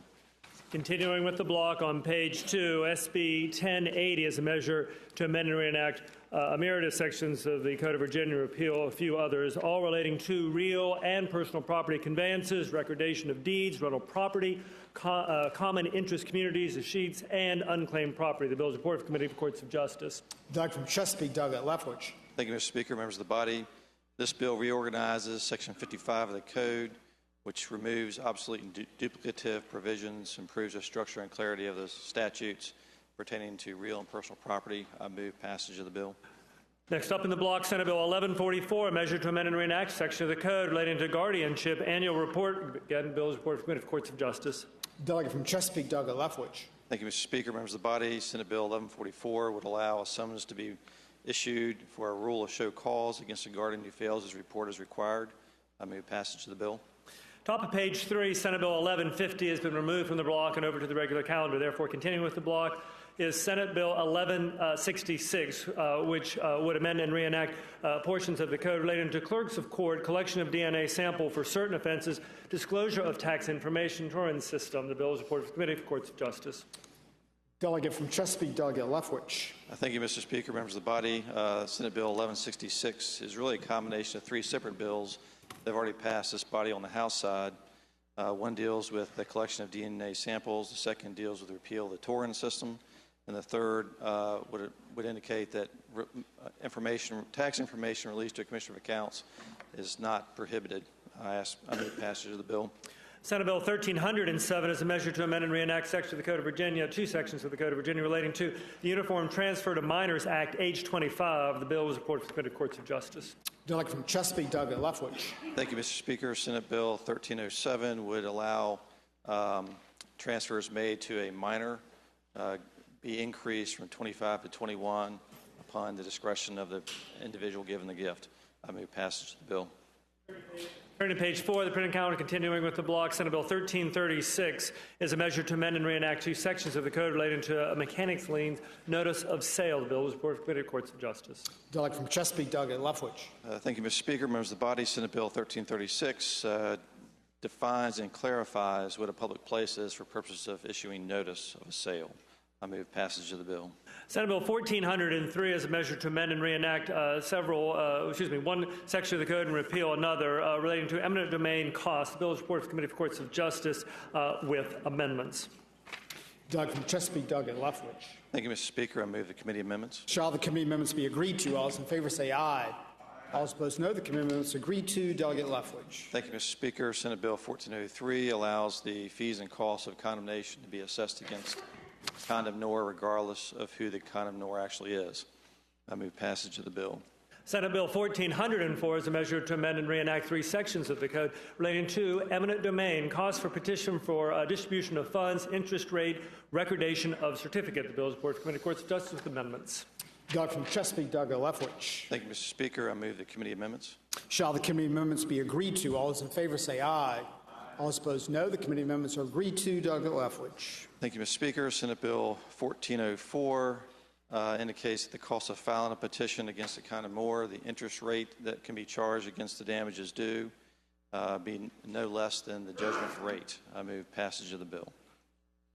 Senate Bill 1418 is a measure to amend and to reenact section of the code relating to sex offender and crimes against minors registry re-registration schedule. The bill is reported for Committee of Courts of Justice with amendment nature for substitute. Delegate from Albemarle, Delegate Bell. Speaker, I move the committee substitute. Shall the committee substitute be agreed to? All those in favor say aye. All those opposed, no. The committee substitute is agreed to. Delegate Bell. Mr. Speaker, members of the body, this with the substitute is now identical to House Bill 2089 from Delegate Watts that passed this body 99-0. Hope we will pass the substitute. Continuing with the block, page 6, Senate Bill, top of page 6 in the printed calendar, Senate Bill 1421 has been removed from the block. Therefore, continuing with the block in the middle of page 7 of the printed calendar. Next up is Senate Bill 1426, a bill to amend and reenact section of the code relating to clerks of circuit courts, retention of wills for safekeeping. The bill is reported from the Committee for Courts of Justice. Doug from Chesapeake, Doug Lefwich. Thank you, Mr. Speaker. Senate Bill 1426 just simply allows the clerk to destroy a will if it's been lodged with that body for more than 100 years. I move passage of the bill. Senate Bill 1429 is a measure to amend and reenact section of the code relating to medical evidence admissible in juvenile and domestic relations district court preliminary protective order hearings. Bill is reported for Committee of Courts of Justice. Doug from Chesapeake, Doug Lefwich. Thank you, Mr. Speaker. Senate Bill 1429 would allow medical evidence to be introduced in a protective order, preliminary protective order hearing if notice of such is given 24 hours prior to the trial. Move passage of the bill. Turn to page 8 of the printed calendar. Continuing Senate Bill's third reading on contested calendar block. Senate Bill 1494 is before the body. It would amend and reenact sections of the code relating to firefighters and emergency medical technicians Procedural Guarantee Act, breach of procedures. The bill is reported for Committee for Courts of Justice with amendment nature substitute. Delegate from Chesapeake, Doug Lefwich. Thank you, Mr. Speaker. I move the committee substitute. Shall the committee substitute be agreed to? All those in favor say aye. All those opposed, no. The committee substitute is agreed to. Doug Lefwich. Thank you, Mr. Speaker.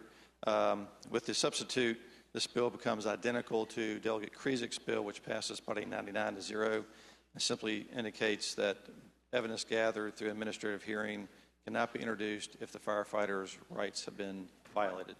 I move passage of the substitute. Senate Bill 1520 is a measure to amend and reenact two sections of the Code of Virginia relating to the Department of Motor Vehicle records, certain private vendors penalty. The bill is reported for the Committee of Courts of Justice with amendments. The delegate from Albemarle, Delegate Bell. Mr. Speaker, I move the committee amendments. Shall the committee amendments be agreed to? All those in favor say aye. Aye. All those opposed, no. The committee amendments are agreed to. Delegate Bell. Mr. Speaker, members of the House, this is now identical to my House Bill 2344, which passed this body 99-0. Hopefully, the pleasure to pass the bill. Senate Bill 1543 is a measure to amend and reenact a section of the code relating to wrongful death beneficiaries, parents of the decedent. Bill is reported to the Committee for Courts of Justice. Delegate from Chesapeake, Delegate Lefwich. Thank you, Mr. Speaker. Senate Bill 1543 would expand the beneficiaries of those who can sue in a wrongful death action, and I ask that the bill be, I move that the bill be passed.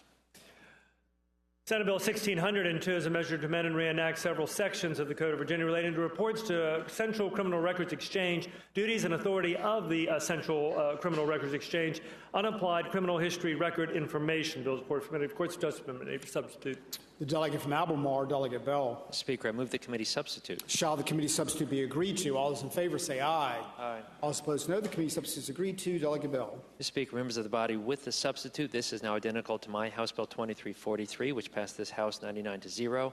I move its passage. Senate Bill 1604 at the bottom of page 9 of the printed calendar has been has been taken by for the day. So going to page 10, Senate Bill 1626 has been removed from the block and over to the regular calendar. Therefore, continuing with the block, Senate Bill's third reading on contested calendar, middle of page 10. Senate Bill 1675, a measure to amend and reenact section of the code relating to killing or injuring police animals penalty. The bill is reported for Courts of Justice. Delegate from Fairfax, Delegate Simon. I rise for a request. Can we have this bill go to the regular calendar? Bill will go to the regular calendar. That's 1675.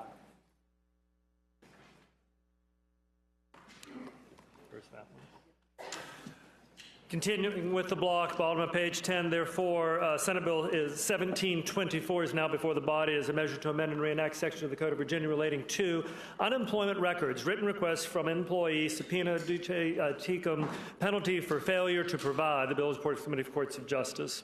The delegate from Chesapeake, Delegate Lefwich. Thank you, Mr. Speaker. Senate Bill 1724 would require an employer to provide employee records within 30 days of a request by the employee, a current employee, former employee, or the employee's attorney. I move passage of the bill.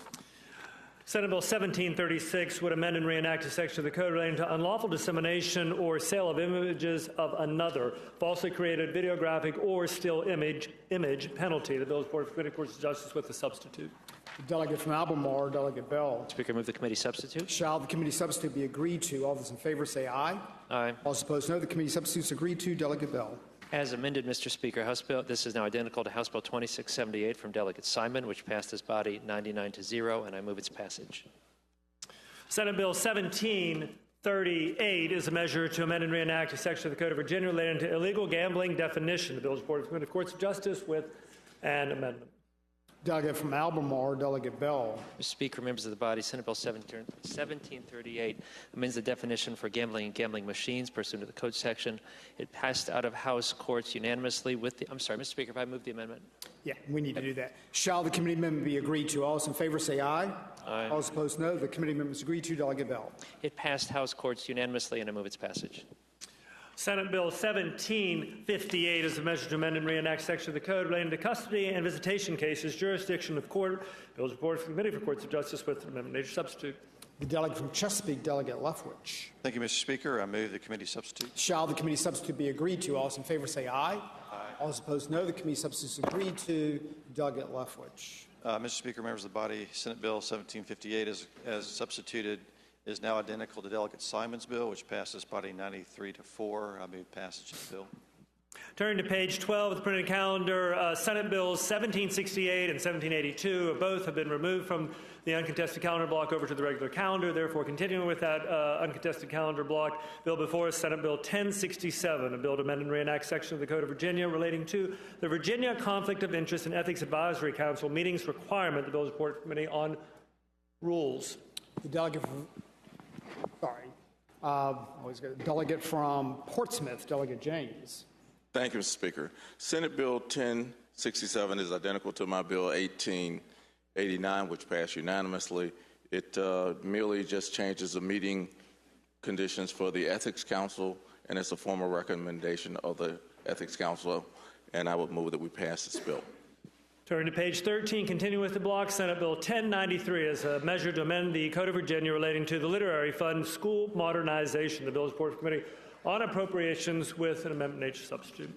Delegate from Augusta, Delegate Landis. Thank you, Mr. Speaker. Mr. Speaker, first I'd like to move the House Appropriations Committee substitute. Shall the committee substitute be agreed to? All those in favor say aye. Aye. All those opposed, no. The committee substitute is agreed to. Delegate Landis. Mr. Speaker, members of the House, with the Appropriations Committee substitute, this bill would have the Board of Education establish a program to subsidize interest payments on certain loans made by the Virginia Public School Authority to local governing bodies. And it's an effort by Senator Ruff and with our Appropriations Committee substitute to assist localities that are having difficulty finding the necessary funding for school construction. Mr. Speaker, I move passage of the bill. Senate Bill 1097 is a measure to amend and reenact sections of the Code of Virginia relating to the Commission on Civic Education extends sunset. The bill is reported to the Committee on Rules. Delegate from Virginia Beach, Delegate Knight. Mr. Speaker, Senate Bill 1097 extends the sunset clause on the Commission of Civic Education to July 1, 2020. I move the House pass the bill. Senate Bill 1101 is a measure to amend and reenact two sections of the Code of Virginia relating to the Office of the Attorney General representation of members of the General Assembly for violations of the Virginia Freedom of Information Act. The bill is reported to the Committee on Appropriations with an amendment. The delegate from Lynchburg, Delegate Garrett. Thank you, Mr. Speaker. Mr. Speaker, I move adoption of the committee amendment. Shall the committee amendment be agreed to? All those in favor say aye. All those opposed, no. The committee amendment is agreed to. Delegate Garrett. Thank you, Mr. Speaker. Senate Bill 1101, patroned by Senator DeSteff, would allow the Office of the Attorney General to represent a member of the General Assembly in any civil matter alleging that such member in his official capacity violated the Virginia Freedom of Information Act. This was a recommendation of the Virginia FOIA Council. I move its passage, sir. Turn to page 14 of the printed calendar, continuing with the block, Senate Bill 1130 as a measure to amend and reenact several sections of the code, all relating to the Department of Criminal Justice Services, school resource officers, school administrators training. The bill is reported to Committee on Appropriation with amendment nature substitute. Delegate from Augusta, Delegate Delegate from Norfolk, Delegate Jones. Thank you, Mr. Speaker. I move the committee substitute. Shall the committee substitute be agreed to? All those in favor say aye. All those opposed, no. The committee substitute is agreed to. Delegate Jones. Thank you, Mr. Speaker. Senate Bill 1130 is now conformed to my House Bill 2609, and it directs the Department of Criminal Justice Services to establish standards for certification and recertification of student resource officers. I would move the passage of the bill. Senate Bill 1152 is a measure to amend and reenact section part of the code relating to Chesapeake Bay Restoration Fund Advisory Committee members. Bill is reported for the Committee on Rules. The delegate from Virginia Beach, Delegate Knight. Mr. Speaker, Senate Bill 1152 allows the members of the Chesapeake Bay Restoration Fund Advisory Committee to go from 2 to 4 consecutive terms they may serve. I move the House pass the bill. Senate Bill 1186 is a measure to amend and reenact section of the Code of Virginia relating to payment or delivery of small asset by affidavit, check, draft, or other negotiable instrument, financial institution. The bill is reported to Committee on Courts of Justice with an amendment. Anyone like to handle SB 1186 from courts? Bottom of page 14, SB 1186. Delegate from Chesapeake, Delegate Lefwich. Thank you, Mr. Speaker. Senate Bill 1186 would allow a small estate exchange of property to an heir without liability, or deposit of that money to an institution without liability to the institution if it doesn't Committee amendment. Passage of the bill. I'm sorry, there's a committee amendment. I'm sorry, Mr. Speaker. Move the committee amendment. Shall the committee amendment be agreed to? All those in favor say aye. All those opposed, no. The committee amendment is agreed to, and the delegates made the motion to pass the bill. Move passage of the bill. Next up in the block, Senate Bill 1224, a measure to amend the Code of Virginia relating to local multidisciplinary adult abuse, neglect, and exploitation response teams. Penalty. The bill is reported to the Committee Courts of Justice with a substitute. Is anybody prepared to handle that particular bill? Delegate from Chesapeake, Delegate Lefwich. Mr. Speaker, can that bill go by temporarily? Sure. Delegate Lefwich moves the bill go by temporarily. SB 1224. All those in favor of that motion will signify by saying aye. All those opposed, no. That bill goes by temporarily. Next up in the block is Senate Bill 1227, bill to amend and reenact portion of the Acts of Assembly of 2001, 3, 4, 5, 9, and 15, all relating to retirement allowance for and rehiring retired teachers and administrators. Bill is reported from the Committee on Appropriations. The delegate from Augusta, Delegate Landis. Thank you, Mr. Speaker. Mr. Speaker, members of the House, Senate Bill 1227 simply extends the provision of the acts related to rehiring of retired teachers and administrators from 2020 to 2025. Mr. Speaker, I move passage of the bill. Senate Bill 1231 is a measure to amend and reenact section of the code related to disposition of unrestorably incompetent defendants, capital murder. The bill is reported to the Committee of Courts of Justice with amendment nature of a substitute. The delegate from Albemarle, Delegate Bell. Mr. Members of the House, I move the substitute. Shall the committee substitute be agreed to? All those in favor say aye. All those opposed, no. The committee substitute is agreed to. Delegate Bell. Mr. Speaker, members of the House, this would change the schedule for the court hearings for capital murder defendants who are found incompetent, but they're trying to restore them to competency. It passed the House courts unanimously as a substitute, and I hope we will pass the bill. Turning to page 16 of the printed calendar, continuing with the block, Senate Bill 1339 is a measure to amend and reenact multiple sections of the Code of Virginia relating to foster care omnibus. The bill is reported to the Committee on Appropriations with an amendment. The delegate from Augusta, Delegate Landis. Thank you, Mr. Speaker. Mr. Speaker, members of the House, first I'd like to move the Appropriations Committee amendment. Shall the committee amendment be agreed to? All those in favor say aye. All opposed, no. The committee amendments agreed to. Delegate Landis. Mr. Speaker, members of the House, the committee amendment simply took the clause off. You will see in the House budget money that will reflect this legislation. This is a fairly significant piece of legislation. It was a series of recommendations from a Joint Legislative Audit and Review Commission study related to foster care. This legislation will accomplish many or most of those recommendations to update and to bring into compliance some of the problems we faced in our foster care system. Mr. Speaker, I move passage of the bill. Continuing with the block, Senate Bill 1342 is a measure to amend and reenact two sections of the code relating to garage and mechanics liens, amount of lien. The bill is reported from the Courts of Justice. Delegate from Chesapeake, Delegate Lefwich. Thank you, Mr. Speaker. Senate Bill 1342 would allow a mechanicsman to have a lien on the value of the car up to the value of the car. This would only apply to vehicles without a mortgage chattel on the property. I move passage of the bill. Senate Bill 1349 is a measure to amend and reenact section of the code relating to safe reporting of overdoses. Bill is reported to committee on 4 Courts of Justice. The delegate from Albemarle, Delegate Bell. Mr. Speaker, members of the body, this relates to the Good Samaritan law that we passed a couple of years ago. It would eliminate the requirement to substantially cooperate with law enforcement. It passed House courts unanimously 18-0, and I move its passage. Turning to page 17, continuing with the block, Senate Bill 1377 is a measure to amend and reenact 3 sections of the code relating to the Register of Regulations. Bill is reported to committee on rules. Delegate from Virginia Beach, Delegate Knight. Mr. Speaker, Senate Bill 1377, the Register of Regulations are now being hired by the Code Commission to now being hired by the Director of DLS. I move the House pass the bill.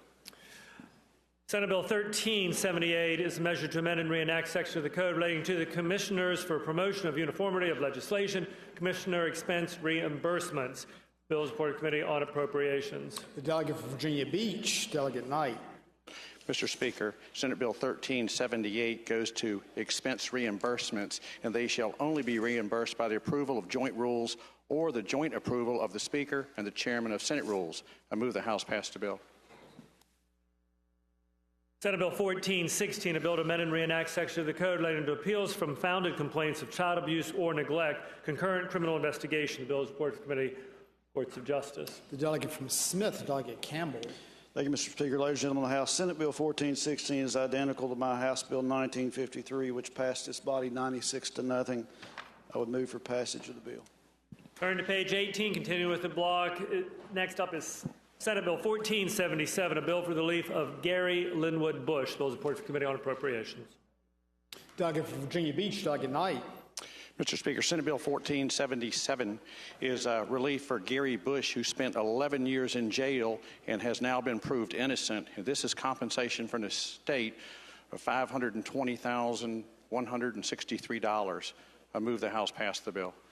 Senate Bill 1488 is a measure to require the Secretary of Health and Human Resources to examine the causes of the high census at the Commonwealth state hospitals for individuals with mental illness. Bill is reported to committee on rules. Delegate from Virginia Beach, Delegate Knight.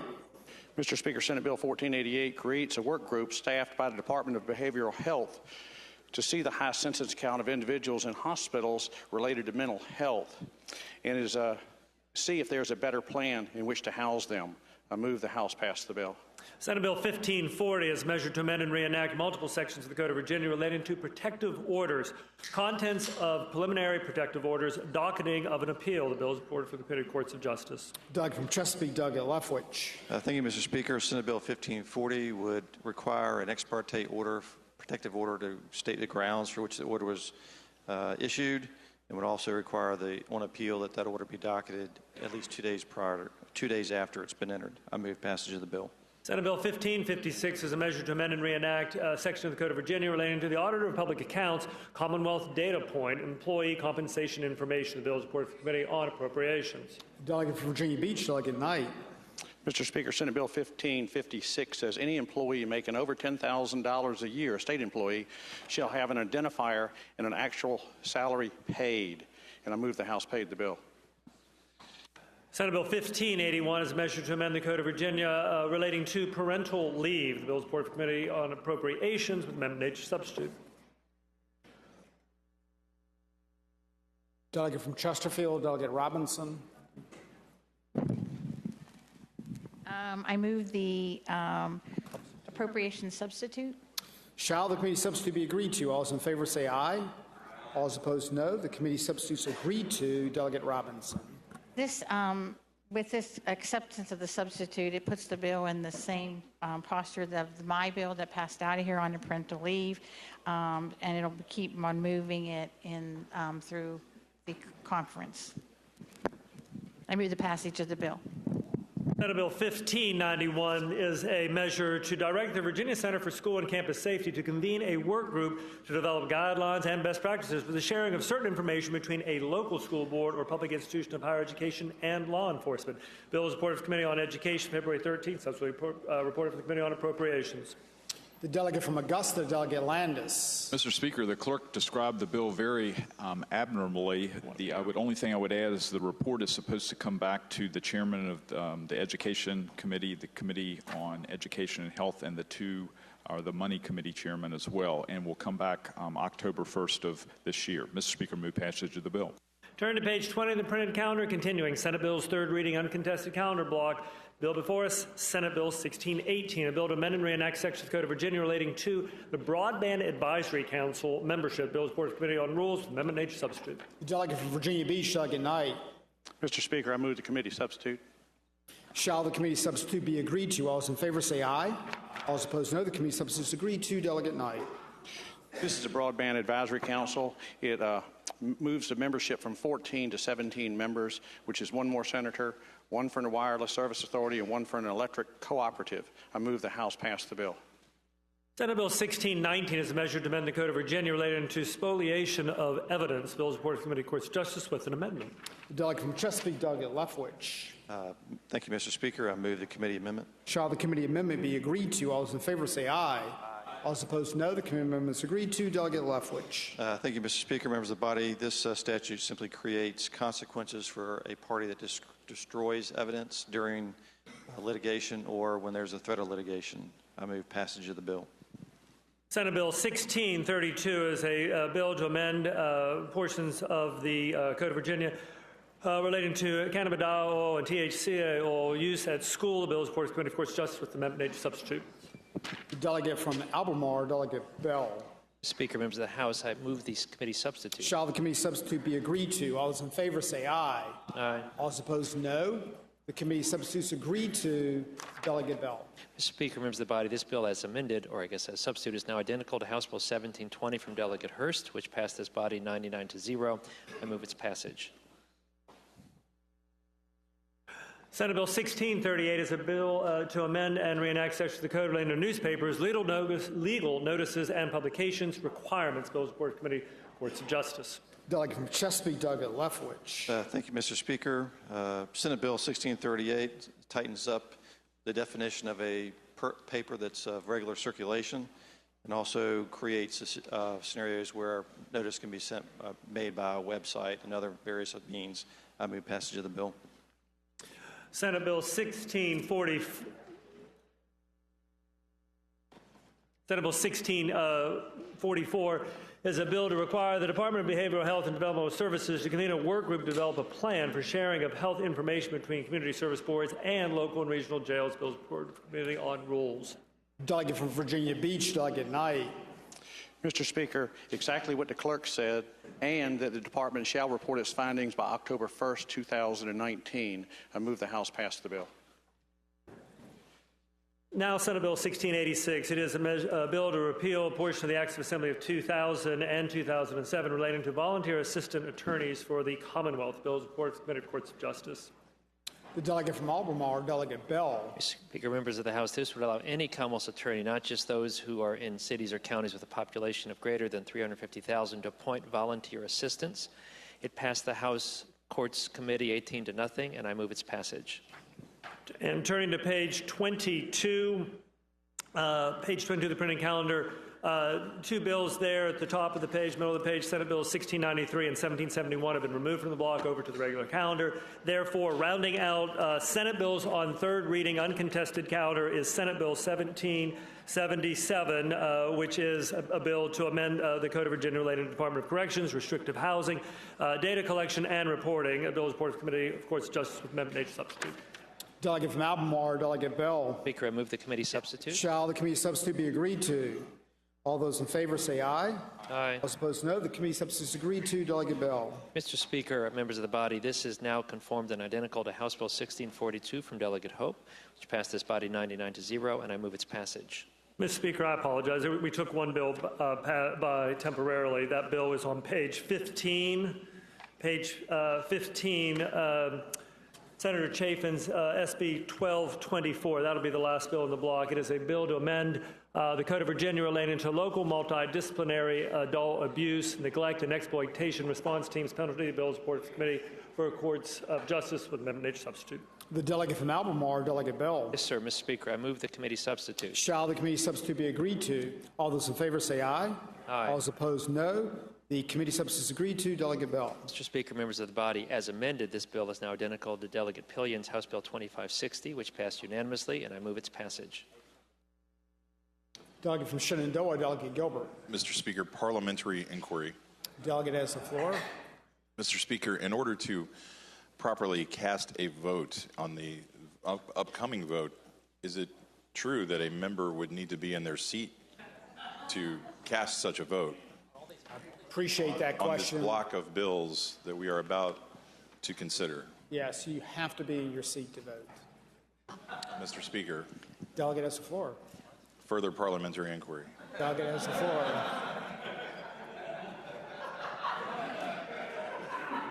It was going to be, where's Delegate Marshall? But thank you, Mr. Speaker.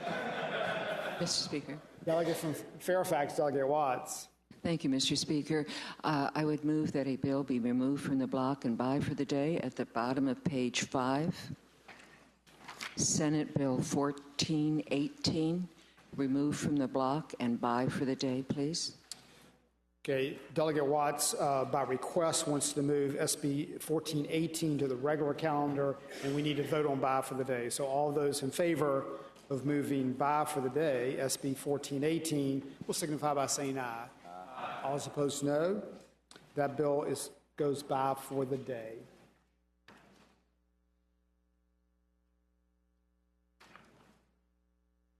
Shall the bills pass?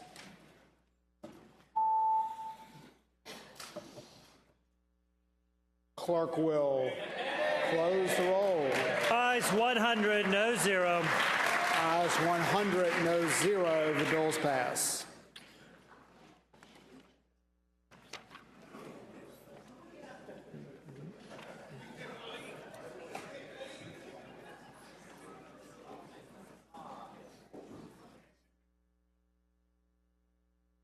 Mr. Speaker, continuing with today's calendar, Senate bills on third reading regular begins on page 23 of the printed calendar, approximately 20 or so bills in this category. On page 23, Senate Bill 1444 has been taken by for the day. Turn to page 24, Senate bills third reading regular. Likewise, Senate Bills 1562 and 1625, both on page 24, those have been taken by for the day. Therefore, the first bill before us, Senate Bills third reading on the regular calendar, is Senate Bill 1038. It is a measure to reenact portions of the Code of Virginia relating to voter registration, verification of Social Security numbers, provisional registration status. The Bills Report Committee on Privileges and Elections. The delegate from Spotsylvania, Delegate Cole. I apologize. It was reported also from Appropriations with an amendment. Okay. Delegate from Spotsylvania, Delegate Cole. Thank you, Mr. Speaker. I move the Appropriations Committee amendment. Shall the committee amendment be agreed to? All those in favor say aye. All those opposed, no. The committee amendment is agreed to. Delegate Cole. Thank you, Mr. Speaker.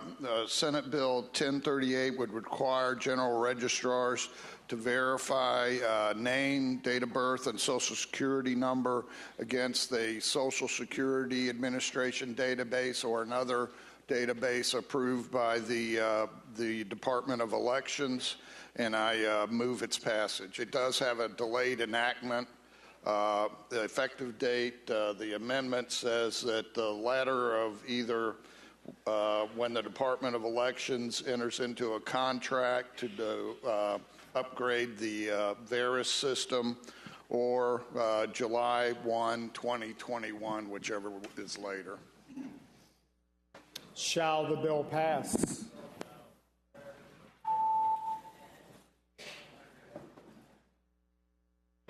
Clerk will close the roll. Ayes 51, noes 49. Ayes 51, noes 49. Bill passes. Senate Bill 1251 is a measure to amend and reenact a section of the code relating to manufacture and distribution of switchblade knives. Bills Board of Committee, Courts of Justice with a substitute. The delegate from Albemarle, Delegate Bell. Mr. Speaker, members of the House, I move the committee substitute. Shall the committee substitute be agreed to? All those in favor say aye. All those opposed, no. The committee substitute is agreed to. Delegate Bell. Mr. Speaker, members of the body, this is a jobs bill. And what it is we have a law against possession with the intent to distribute a blackjack, but also a switchblade knife. It turns out that one of the manufacturers of the knives is in Virginia, and they're having difficulty complying with the law, but also making their sales not within the state to without the state. It was the pleasure of the Courts of Justice Committee to advance the bill. I'm looking for the vote. And I so move. Shall the bill pass? Clerk will close the roll. Ayes 57, noes 42. Ayes 57, noes 42. The bill passes.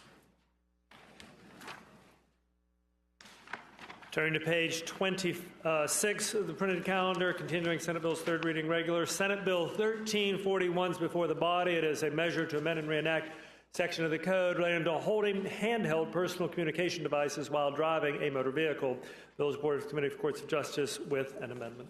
The delegate from Frederick, Delegate Collins. Thank you, Mr. Speaker. I would move the committee amendment. Shall the committee amendment be agreed to? All those in favor say aye. All those opposed, no. The committee amendment is agreed to. Delegate Collins. Thank you, Mr. Speaker. Ladies and gentlemen, with that amendment, this now matches HB 1811, which was my bill, which passed out of this House. I would ask that we pass the bill. Shall the bill pass?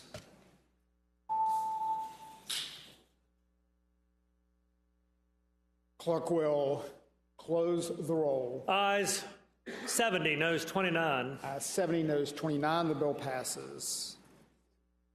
Senate Bill 1395 is a bill to amend and reenact section of the code relating to threats of death or bodily injury to a health care provider. The Bills Board of Committee for Courts of Justice with a substitute. Delegate from Albemarle, Delegate Bell. Speaker, move the committee substitute. Shall the committee substitute be agreed to? All those in favor say aye. Aye. All those opposed, no. The committee substitute is agreed to. Delegate Bell. Mr. Speaker, members of the body, the clerk's summary is actually accurate. It says it will make it illegal to make a threat to kill or do bodily injury to, and it currently covers school personnel. We are adding any healthcare provider who's engaged in performance of his duties in a hospital or an emergency room or the premises of a clinic where they render emergency care. Hopefully the pleasure of the body to pass the bill. Shall the bill pass?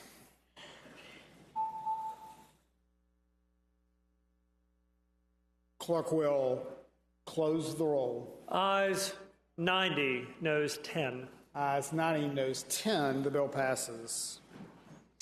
Senate Bill 1430 is a measure to amend and reenact portions of the Code of Virginia relating to the conflict of interest duties of the Virginia Conflict of Interest and Ethics Advisory Council, training requirement inquiries from citizens. The Bills Board Committee for Courts of Justice. Doug from Chesapeake, Douglas Lefwich. Thank you, Mr. Speaker. Members of the body, Senate Bill 1430 requires all local officials to take training on the provisions of the State and Local Government Conflicts of Interest Act at least once every 2 years. I move passage of the bill. Shall the bill pass?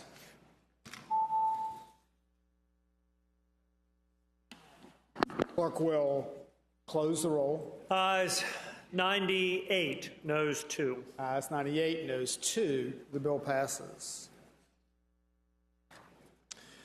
Senate Bill 1468 is a measure to amend and reenact several sections of the Code of Virginia and actually repeal one relating to the analysis of transportation projects in the Northern Virginia Transportation District.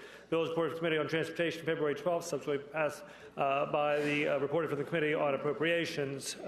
Bills before the body. The delegate from Newport News, Delegate Yancey. Thank you, Mr. Speaker. Mr. Speaker and members, Senate Bill 1468 shifts the evaluation and review of transportation projects in Planning District 8 to the Northern Virginia Transportation Authority. Mr. Speaker, I move the House pass the bill. Shall the bill pass? Clerk will close the roll. Ayes 99, noes 1. Ayes 99, noes 1. The bill passes. Senate Bill 1491 is a measure to amend and reenact section of the code relating to the State and Local Government Conflict of Interest Act, school boards and school employees hiring of relatives. Bill is brought for the courts of justice. Delegate from Chesapeake, Delegate Lefwich. Thank you, Mr. Speaker. Senate Bill 1491 would allow a school district to hire a relative of the superintendent if the superintendent certifies that he had no involvement in the hiring and the hiring is based on merit. I move passage of the bill. Shall the bill pass?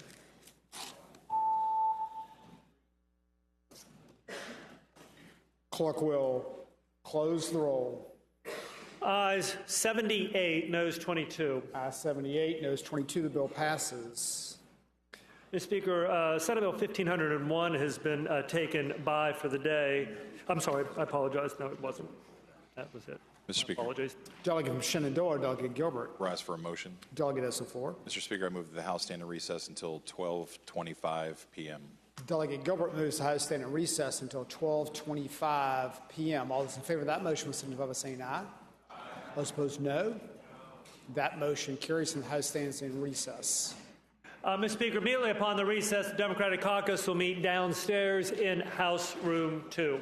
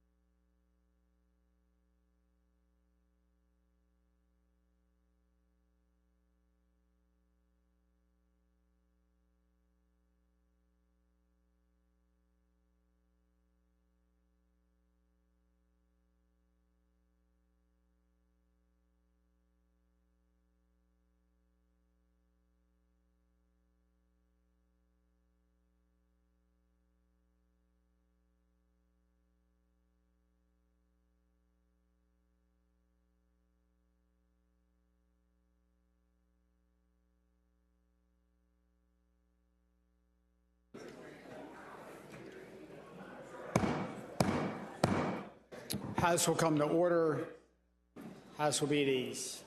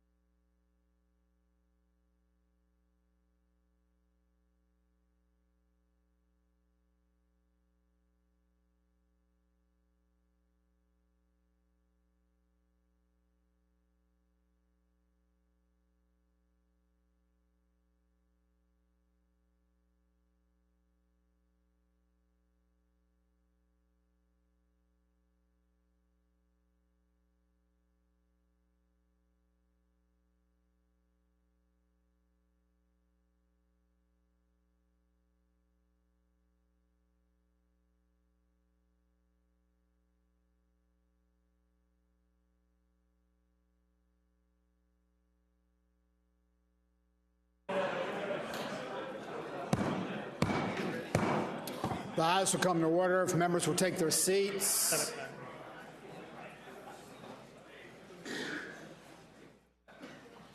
Clerk will continue with the calendar. Mr. Speaker, resuming the calendar, we're on in the category of Senate Bills third reading regular. On the printed calendar, we're at the bottom of page 27.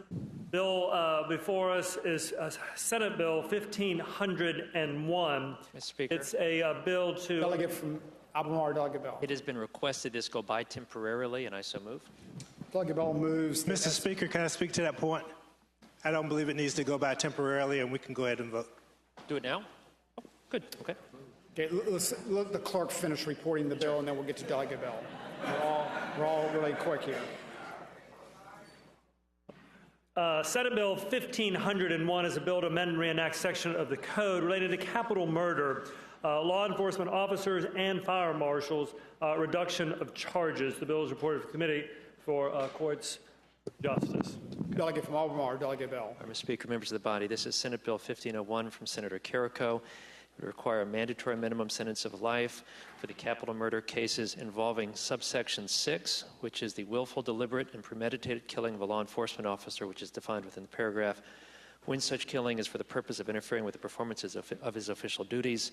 Of importance to some members of the body, does not affect the other 14 categories, and it does not expand the eligibility for the death penalty. This simply says that if, in fact, there is a capital murder case under that subsection and death is not imposed, that the life would mean life. Hope it will be the pleasure of the body to pass the bill. Shall the bill pass?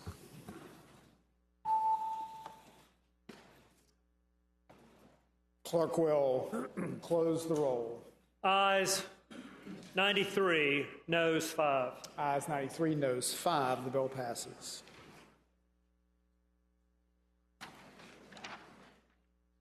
Turn to page 28. Next bill is Senate Bill 1507. It is a bill to amend and reenact section of the code relating to use of unmanned aircraft systems by law enforcement officers, persons sought for arrest. The bill is reported to the Committee for Courts of Justice. The delegate from Albemarle, Delegate Bell. Mr. Speaker, members of the body, this is Senate Bill 1507 from Senator Carrico. It expands these sections for which a drone can be used without a warrant to include, number one, aerial surveilling a primary residence of the subject of the arrest warrant to formulate a plan to execute an existing arrest warrant, or CAPIAS, or two, to locate a person sought for arrest when such person has fled from law enforcement and law enforcement remains in hot pursuit of such person. Hope it will be the pleasure of the body to pass the bill. Shall the bill pass?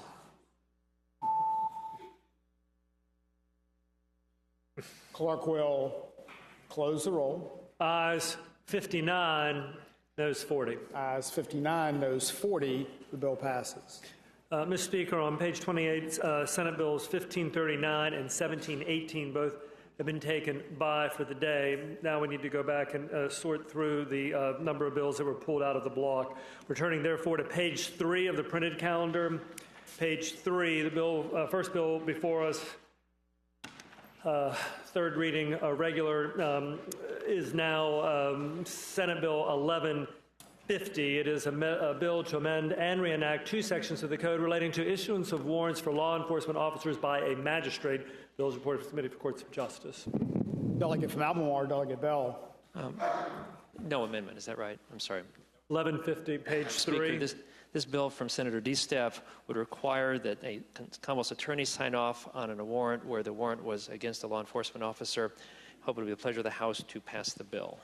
Shall the bill pass?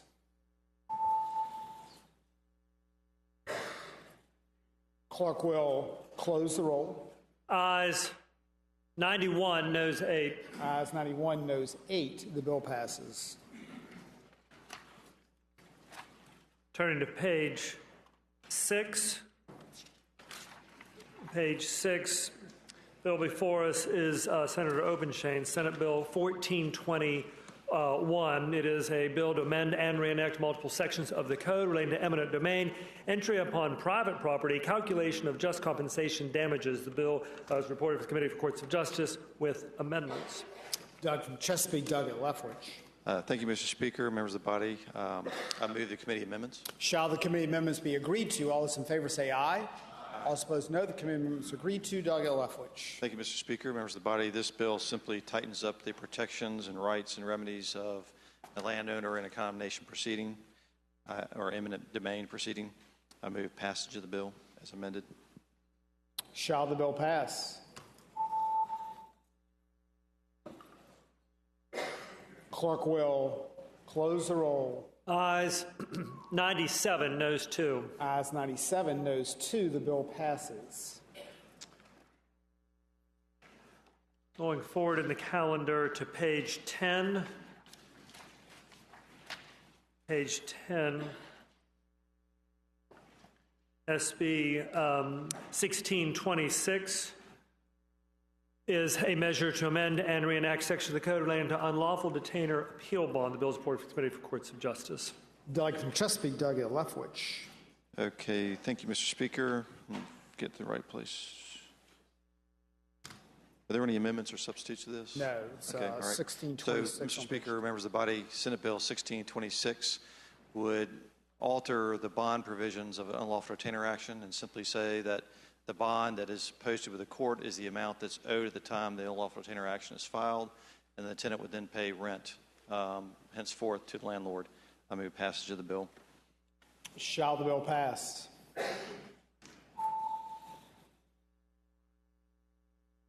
Clerk will close the roll. Ayes 94, noes 5. Ayes 94, noes 5. The bill passes. Remaining on page 10, the printed calendar, next bill is Senate Bill 1675. It is a bill to amend and reenact section of the code relating to killing or injuring police animals penalty. The bill is reported for the Committee for Courts of Justice. The delegate from Albemarle, Delegate Bell. Mr. Speaker, members of the body, this bill would impose a mandatory minimum 6-month sentence on anyone who kills or maliciously shoots, stabs, wounds, or otherwise causes bodily injury to a police dog. Hopefully, the pleasure of the body to pass the bill. Shall the bill pass?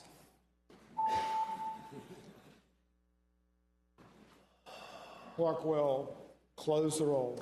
Ayes 91, noes 7. Ayes 91, noes 7. The bill passes.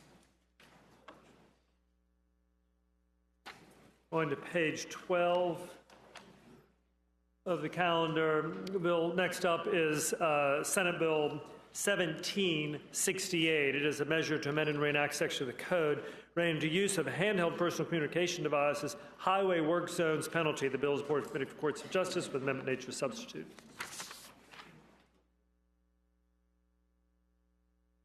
Delegate from Frederick, Delegate Collins. Thank you, Mr. Speaker. Ladies and gentlemen, Senator Mason's bill, it simply amends the existing statute to say that nobody can be using a handheld device while in a work zone. So I'd ask that we pass the bill. The committee substitute. Thank you, Mr. Speaker. I move the committee substitute. Shall the committee substitute be agreed to? All those in favor say aye. All opposed, no. The committee substitute is agreed to. Shall the bill pass?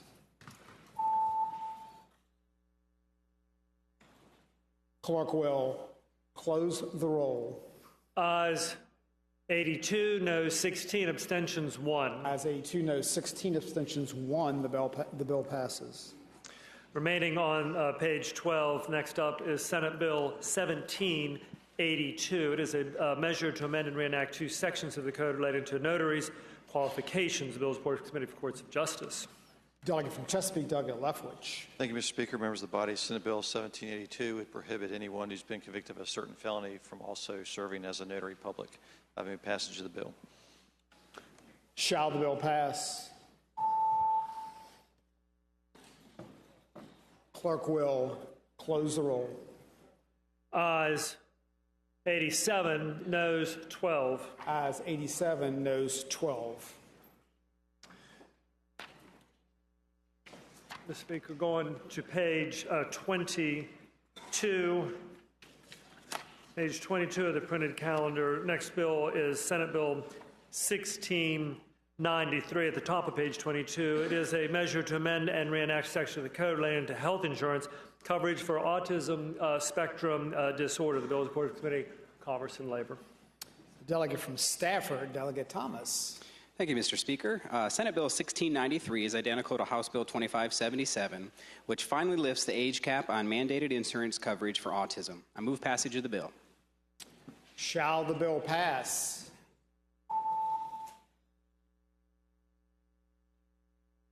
Clerk will close the roll. Ayes 98, noes 0, abstentions 1.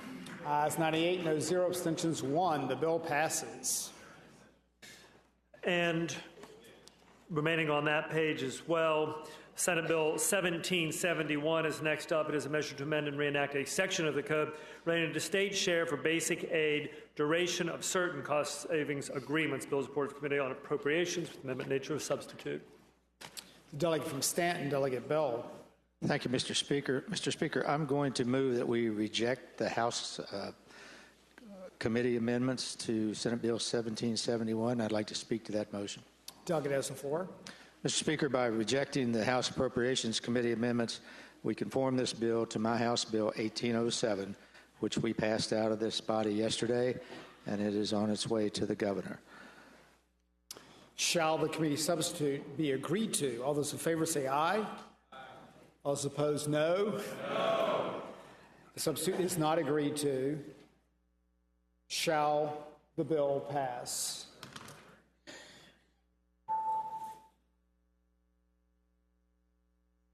Clerk will close the roll. Ayes 97, noes 2. Ayes 97, noes 2. The bill passes. Mr. Speaker. Delegate from Albemarle, Delegate Bell. Having voted on the prevailing side of whereby we passed by for the day, Senate Bill 1604 on page 9. Senator DeSteff's bill.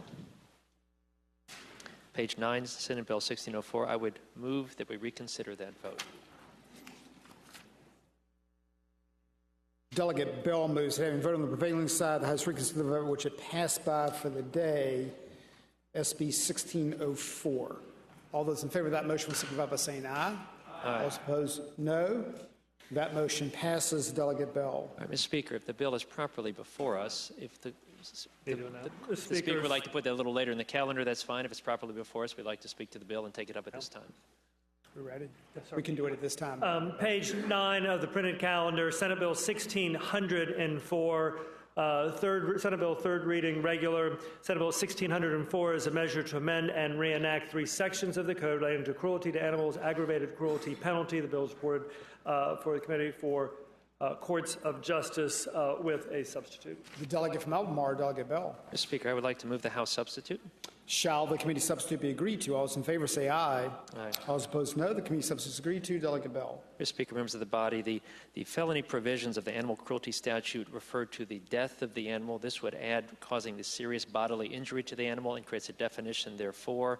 I hope it will be the pleasure of the body to pass the bill. Shall the bill pass? Clerk will close the roll. Ayes 99, noes 0. Ayes 99, noes 0. The bill passes.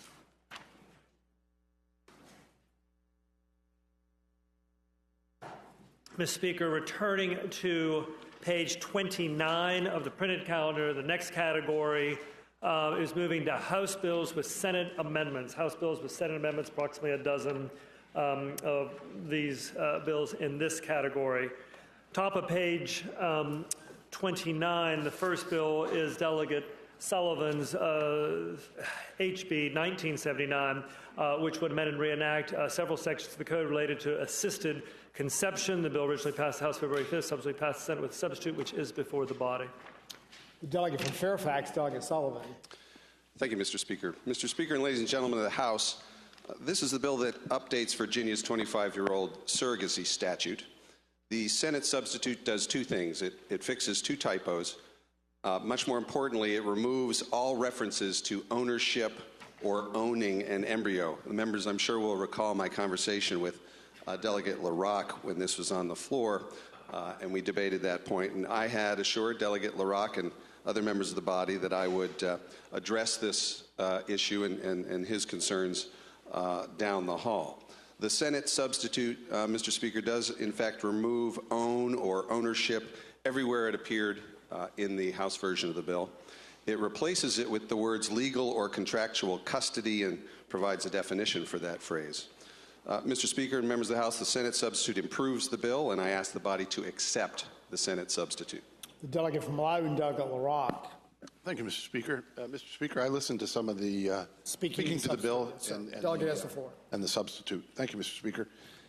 Mr. Speaker, I listened to some of the debate in the Senate, and it was an interesting discussion. An amendment dealing with selective reduction, if that's not the euphemism to end all euphemisms. What it amounts to is the taking of one or more human lives in a context that would be closely associated with this bill.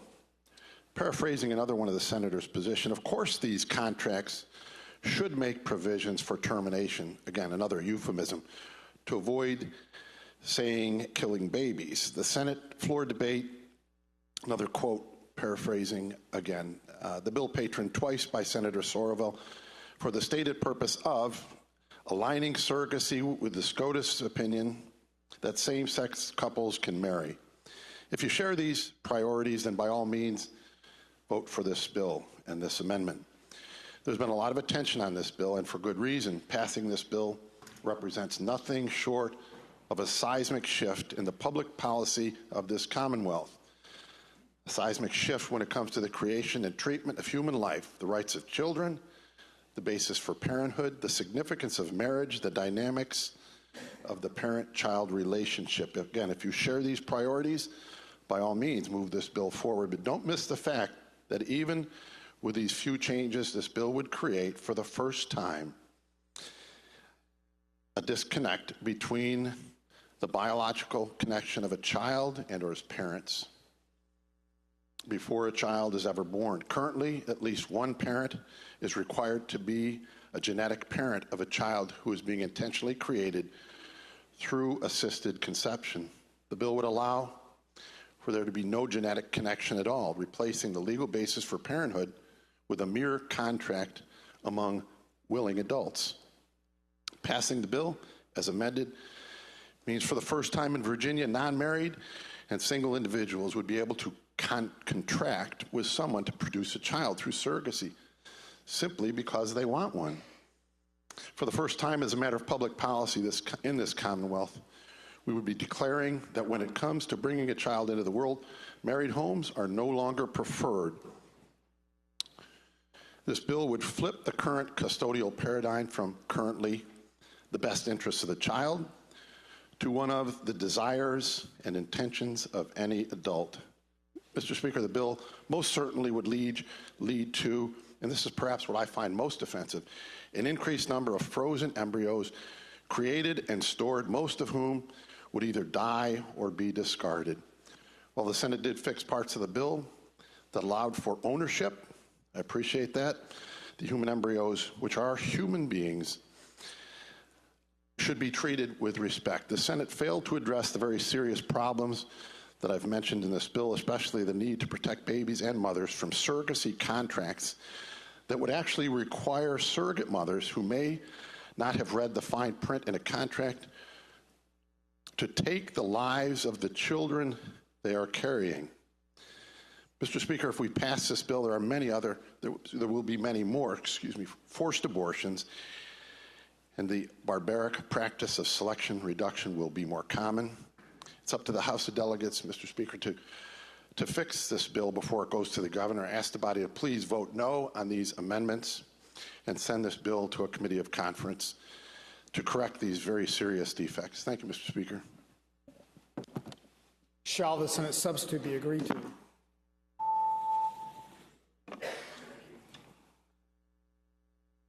Clerk will close the roll.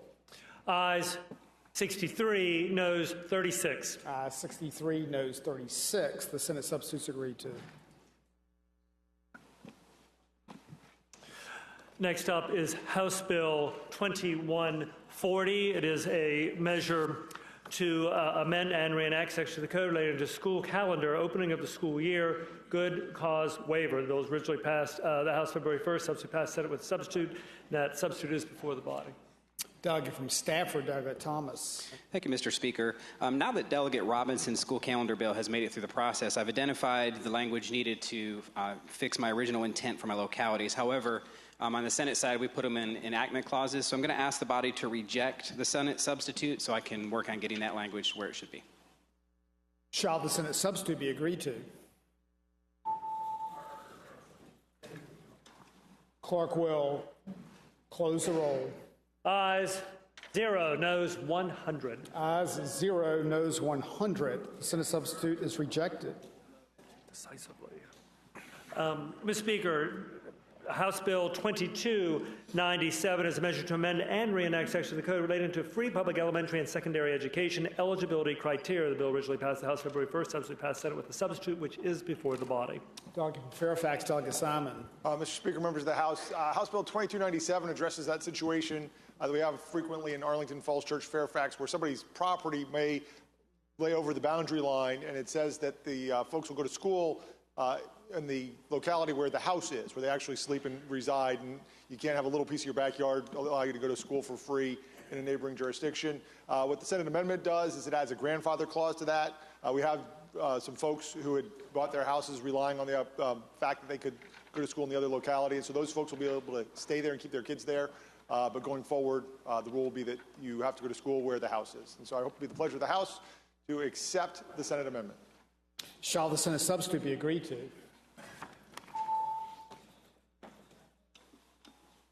Clerk will close the roll.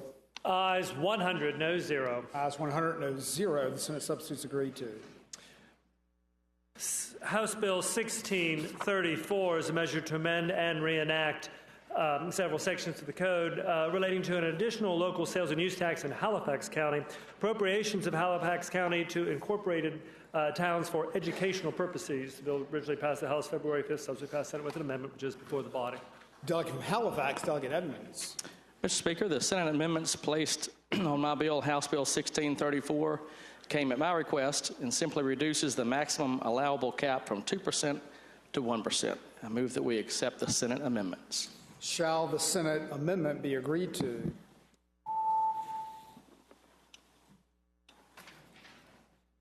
Clerk will close the roll.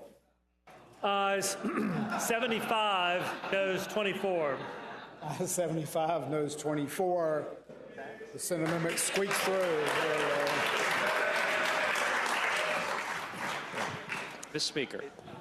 Delegate from Albemarle, Delegate Bell. It is with significant trepidation, given that applause, but having voted on the prevailing side, whereby we passed the bill, and having made that mistake myself, I would ask that we reconsider that vote so that I can correct my vote. Delegate Bell moves that having voted on the prevailing side, the House reconsider the vote by which it passed the Senate amendments on 1634. As many as favor that motion will signify by saying aye. Opposed, no. That motion carries.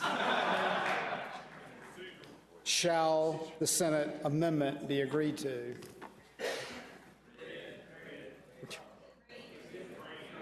Putting on Edmonds' bill again.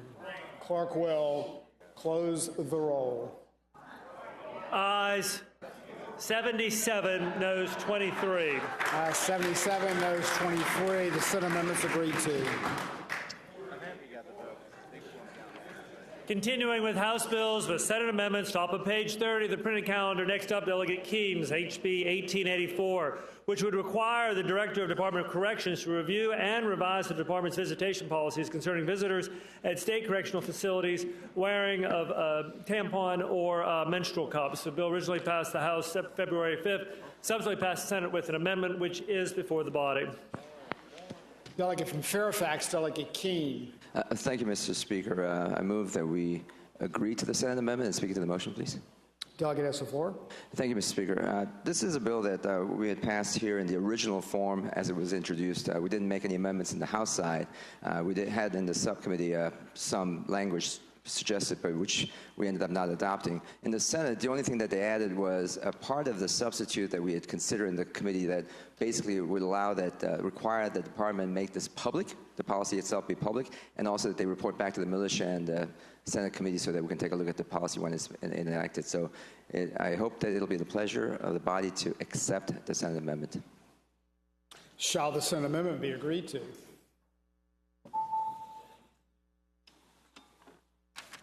Clerk will close the roll. Ayes 100, no 0. Ayes 100, no 0. The Senate amendment's agreed to. House Bill 1987 is a measure to amend and reenact section of the code relating to financial exploitation of aged or incapacitated adults, authority to refuse transactions or disbursements. The bill originally passed the House January 23rd, subsequently passed the Senate with a substitute, which is before the body. Doug from Charlottesville, Doug Toscano. Thank you, Mr. Speaker. Ladies and gentlemen of the House, there are actually two of these bills out there right now. One, unbeknownst to me, Senator Obenchain introduced a similar bill in the Senate. This bill passed out of the House with, I think, almost unanimous support. There are some technical differences between the two bills that I think would benefit by a conference committee report, and I think in the end we'll have a better bill. So I would hope that you'd reject the Senate substitute, we get it into conference, and come out with a better bill. Shall the Senate substitute be agreed to? Clerk will close the roll. Ayes 0, noes 99. Ayes 0, noes 99. This amendment is rejected. House Bill 2205 is a measure to amend and reenact section of the code relating to family life education consent.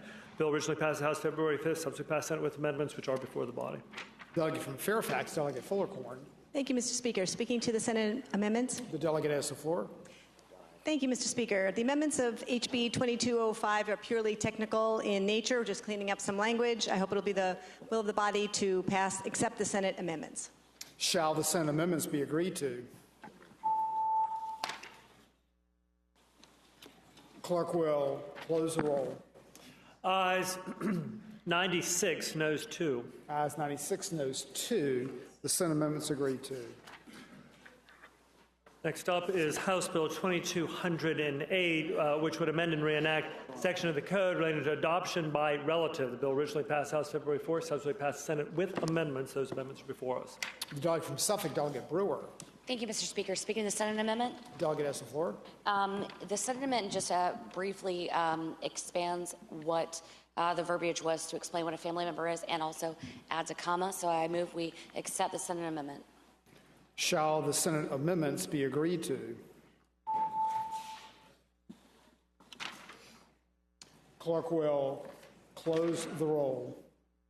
Ayes 99, noes 1. Ayes 99, noes 1. The Senate amendments are agreed to.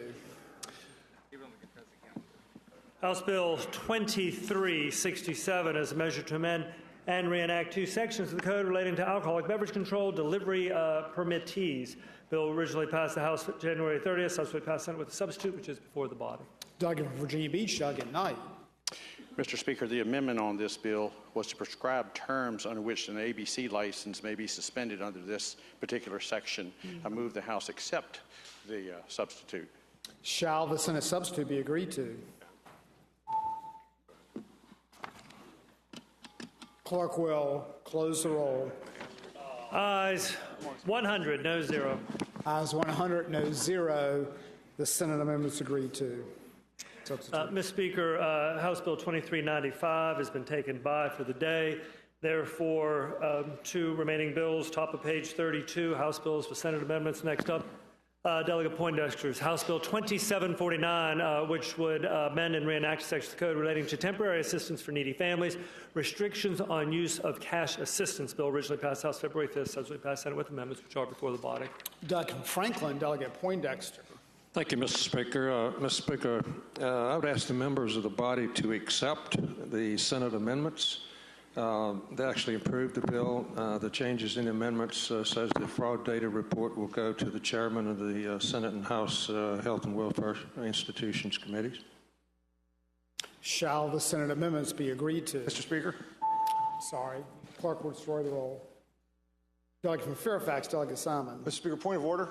Delegate has the floor. Mr. Speaker, it appears that House Bill 2749 was offered in the House here on the 17th of January, and as amended throughout this process, it now requires a report to be given to the chairman of the Senate Committee on Rehabilitation, Social Services, and the House Committee on Health, Welfare, and Institutions, and ask for information to be gathered and reported back. And I would think that makes this bill a study, and having been a study introduced after the deadline for studies, which was January 9th, I ask if the bill's, in fact, out of order.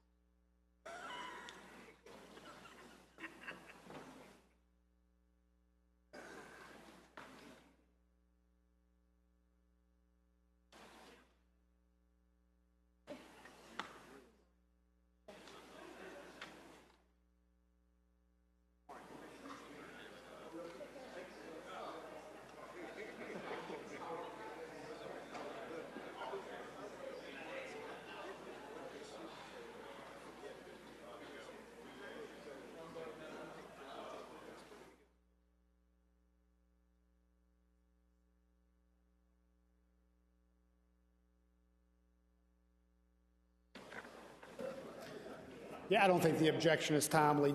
So, Delegate Poindexter.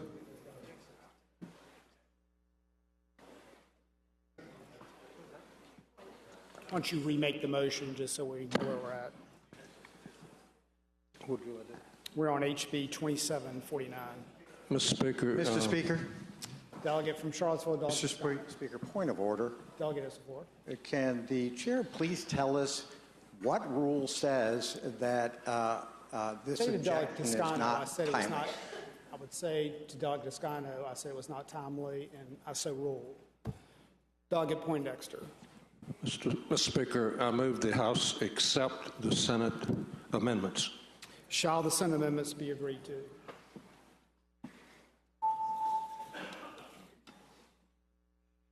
Clerk will close the roll. Ayes 53, noes 44, abstentions 1. Ayes 53, noes 44, abstentions 1. The Senate amendments are agreed to. Mr. Speaker.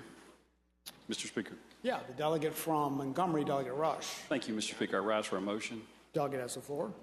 Mr. Speaker, could House Bill 2205, having voted on the prevailing side, could House Bill 2205 on page 30 be reconsidered? Delegate Rush moves that, having voted on the prevailing side, the House reconsider the vote by which it adopted, I guess, the Senate amendments on HB 2205. As many as favor that motion will signify by saying aye. Aye. All those opposed, no. No. That motion carries. Delegate Rush, do you just want to proceed with the vote? Yes, Mr. Speaker. I move passage of the bill. Okay. Shall the Senate amendment be agreed to?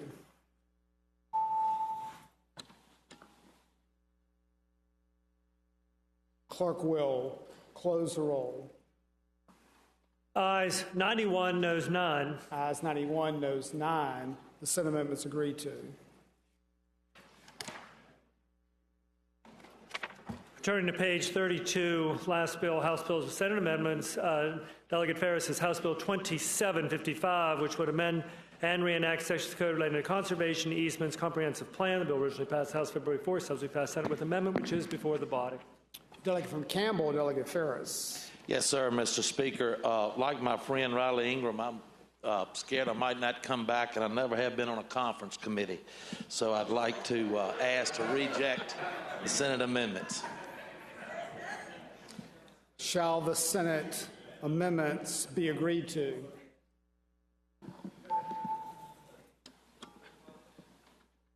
Clerk will close the roll. Ayes 1, noes 96. Ayes 1, noes 96, abstentions 1. The Senate amendments agreed to. Rejected, I'm sorry. My fault.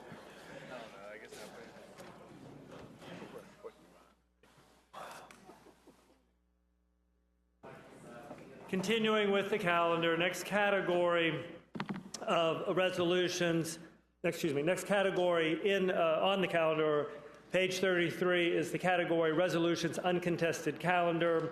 Approximately a dozen or so bills in this uncontested calendar block, beginning top of page 33 with Senate Joint Resolution 275, reaffirming that all persons residing in the Commonwealth of Virginia are afforded equal protection under the law. The bill was reported, from the Committee for Courts of Justice.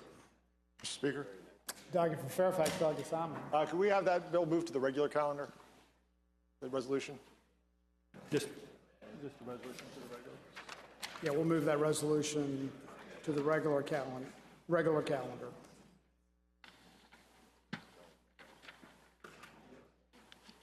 Mr. Speaker? Yeah. Prince William, Delegate Rome. Thank you. Can we move SJ 276 to the regular calendar as well? Delegate Rome requests that we move SJR 276 to the regular calendar. Thank you, Mr. Speaker. Clerk will continue with the resolution.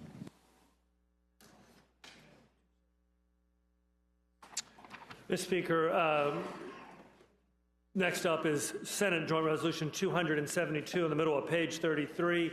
It would designate August 13th of 2019 and in each succeeding year as Shipbuilders Day in Virginia. The bill was, the resolution was reported for the Committee on Rules. Delegate from Virginia Beach, Delegate Knight. Mr. Speaker, I move passage of the bill.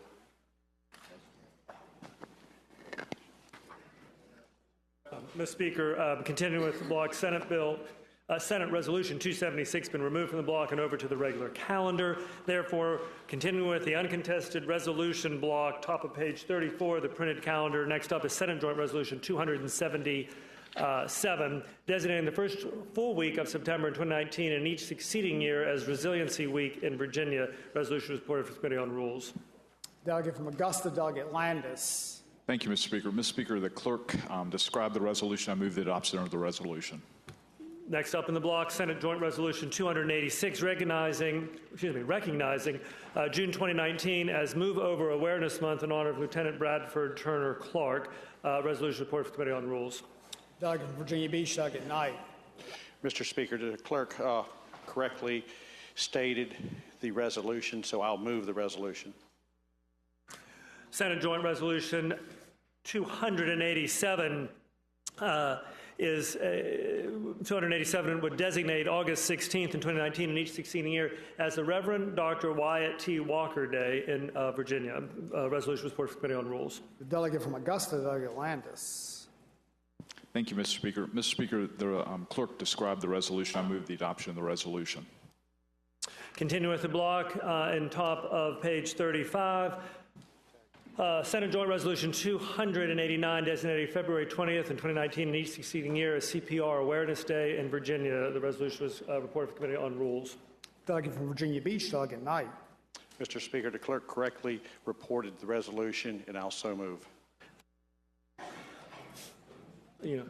Senate Joint Resolution 297, acknowledging with profound regret the existence and acceptance of lynching within the Commonwealth. The resolution was reported to the Committee on Rules. Delegate from Richmond City, Delegate McQuinn. Thank you, Mr. Speaker. Mr. Speaker, the clerk has shared with us the SJR 272, which is identical to mine, and I move the adoption of the resolution. Continuing with the resolution uncontested calendar block, bottom of page 35, Senate Joint Resolution 298, designating August in 2019 and in each succeeding year as Breastfeeding Awareness Month in Virginia. The resolution reported for the Committee on Rules. Delegate from Augusta, Delegate Landis. Thank you, Mr. Speaker. Mr. Speaker, the clerk very admirably described the resolution. I move the adoption of the resolution. Turning to page 36, printed calendar. Next up is Senate Joint Resolution 299, designating November 17th in 2019 and each succeeding year as World Prematurity Day in Virginia. The resolution is reported for Committee on Rules. Delegate from Virginia Beach, Delegate Knight. Mr. Speaker, the clerk correctly reported the resolution, and I'll so move. Senate Joint Resolution 301 is now before us, continuing the Joint Subcommittee to study mental health services in the Commonwealth in the 21st century report. Resolution reported for Committee on Rules. Delegate from Augusta, Delegate Landis. Thank you, Mr. Speaker. Mr. Speaker, Senate Joint Resolution 301 is a little different than the others that we've had. This would continue the study that Senator Deeds began with this joint committee, and many members of the House are on that, and they provided good work, so I would move the adoption of the resolution. Senate Joint Resolution 309 would request the Virginia Marine Resources Commission to study the feasibility of creating protection zones for submarine fiber optic cables located along Virginia's shores. Resolution was reported to Committee on Rules with an amendment in nature of a substitute. Delegate from Virginia Beach, Delegate Knight. Mr. Speaker, I'd move the substitute. Shall the committee substitute be agreed to? All those in favor say aye. All those opposed, no. The committee substitute is agreed to. Delegate Knight. Mr. Speaker, these submarine fiber optic cables, we have a lot of cables coming from overseas now. They're landing off the coast of Virginia or on the coast of Virginia in my district in Camp Pendleton, and it's very important that we keep these areas where someone won't drag their anchor across them, so I'll move the resolution. Turning to page 37, Senate Joint Resolution 314 would designate January 6th in 2020 and each succeeding year as Montessori Education Day in Virginia. Resolution reported for Committee on Rules. The delegate from Augusta, Delegate Landis. Thank you, Mr. Speaker. Mr. Speaker, members of the House, the clerk provided an excellent description of the resolution. I would move the adoption of the resolution. Gold stars. Mr. Speaker, Senate Joint Resolution 338 would designate July in 2019 and in each succeeding year as Cleft and Craniofacial Awareness and Prevention Month in Virginia. Resolution reported for Committee on Rules. Delegate from Virginia Beach, Delegate Knight. Mr. Speaker, the clerk correctly reported the resolution, and I'll move the resolution. Ready? Shall the resolutions be adopted? Mr. Speaker. Delegate from Shenandoah, Delegate Gilbert. Mr. Speaker, I rise for a request. Delegate has the floor. Mr. Speaker, I would request that SJR 299 on page 36 of the printed calendar be moved to the regular calendar. Delegate Gilbert requests that SJR 299 on page 36 be removed to the regular calendar. Shall the resolutions be adopted?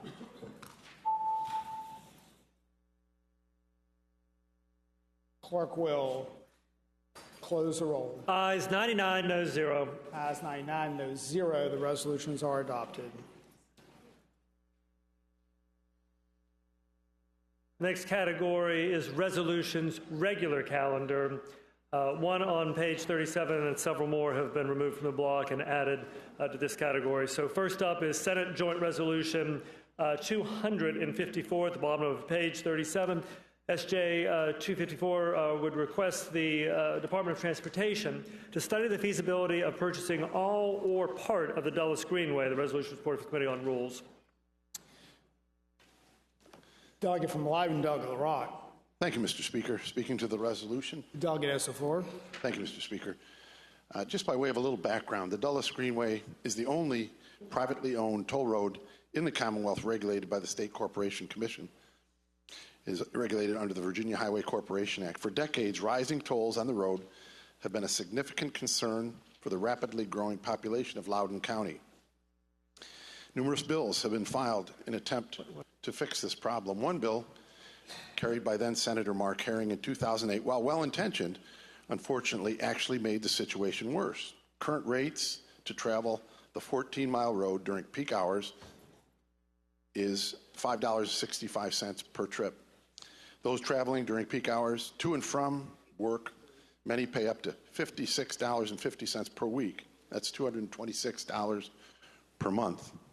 That adds up to $2,700 per year. That does not include additional tolls that users may pay on the Dulles Toll Road and I-66 inside the Beltway. Senator Black and I, working with other transportation-minded local leaders, are proposing that VDOT study the feasibility of the Commonwealth purchasing all or part of the Greenway. As per this resolution, the study would be completed by November 30th, 2019 to determine if the current owners of the 1999 bonds can be replaced with lower rate bonds. The amount of the debt, $1 billion, now far exceeds the value of the road and the original cost of building the improvements and should not be continued to be borne by the toll road users. Mr. Speaker, VDOT will devise an optimized buyback plan for the Commonwealth, take partial or complete ownership of the road, and decrease tolls by implementing distance-based tolling.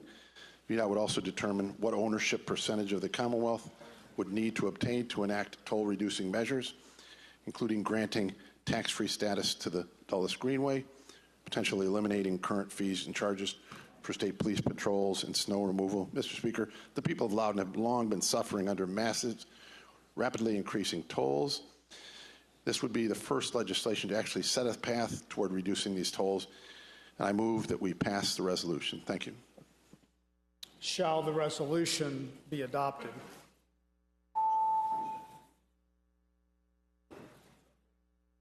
Clerk will close the roll. Ayes 73, noes 26, abstentions 1. Ayes 73, noes 26, abstentions 1. The resolution is adopted.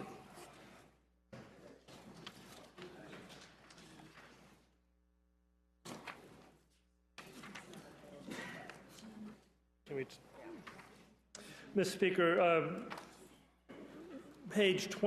returning to page 33. Top of page 33 is Senate Joint Resolution 275. There is a floor amendment that's been submitted, and it's being processed to load that into IHOD. Thank you. Mr. Speaker. Delegate Toscano. Thank you, Mr. Speaker. May I speak to the floor amendment as it's being loaded? Why don't we go ahead and take it by temporarily and let it be loaded, and we'll come back to it. All those in favor of taking by temporarily SJR 275, signify by saying aye. All those opposed, no. SJR 275 is by temporarily. Delegate from Shenandoah, Delegate Gilbert. Mr. Speaker, I have a motion. Delegate has the floor. Mr. Speaker, I move that SJ 275 go by for the day. Delegate Gilbert moves that SJR 275 go by for the day. As many favor that motion will signify by saying aye. All those opposed, no. SJR 275 goes by for the day.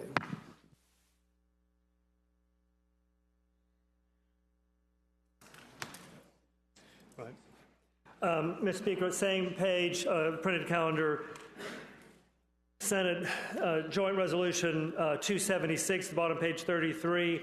It requests the Commonwealth Transportation Board to study the portion of the Interstate 95 corridor between Exit 18 and the Springfield Interchange and financing options for improvements to the corridor. The resolution was reported to the Committee on Rules. Delegate from Spotsylvania, Delegate Cole. Thank you, Mr. Speaker, ladies and gentlemen of the House. SJR 276 is the Senate cognate of my HJ 581, which passed this body 98 to nothing, and I would move adoption of the resolution. Shall the resolution be agreed to?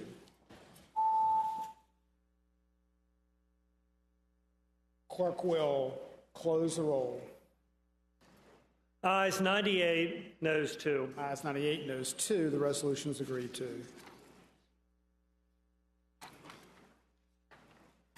And, Mr. Speaker, going to page 36. Page 36, last resolution to be considered in this category. Senate Joint Resolution 299, designating November 17th in 2019 and each succeeding year as World Prematurity Day in Virginia. Resolution reported to the Committee on Rules, and it already has been explained, Mr. Speaker. Delegate from Shenandoah, Delegate Gilbert. Mr. Speaker, I move this resolution go by for the day. Delegate Gilbert moves that SJR 299 go by for the day. As many as favor that motion will signify by saying Mr. Speaker. Aye. Sure. Delegate from Fairfax, Delegate Simon. Will the gentleman yield for a question? No. Delegate declines to yield. All those in favor of taking by for the day, SJR 299, will signify by saying aye. Aye. All those opposed, no. No. SJR 299 is by for the day.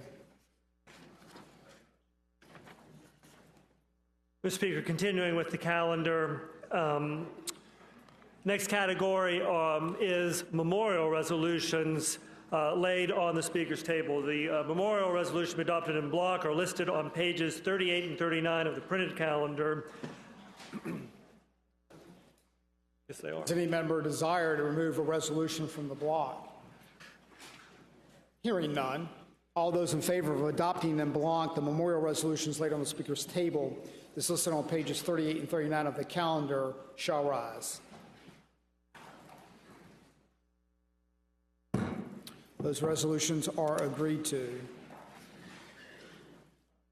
Mr. Speaker, continuing with the calendar on page 39, category of commending resolutions laid on the Speaker's table. The commending resolutions laid on the Speaker's table to be adopted in block, commending resolutions to be adopted in block, are listed on pages 39 through 46 of the printed calendar, with the exception of HJ 918 and HJ 1023 at the beginning of the category on page 39, which will be taken up tomorrow, Thursday.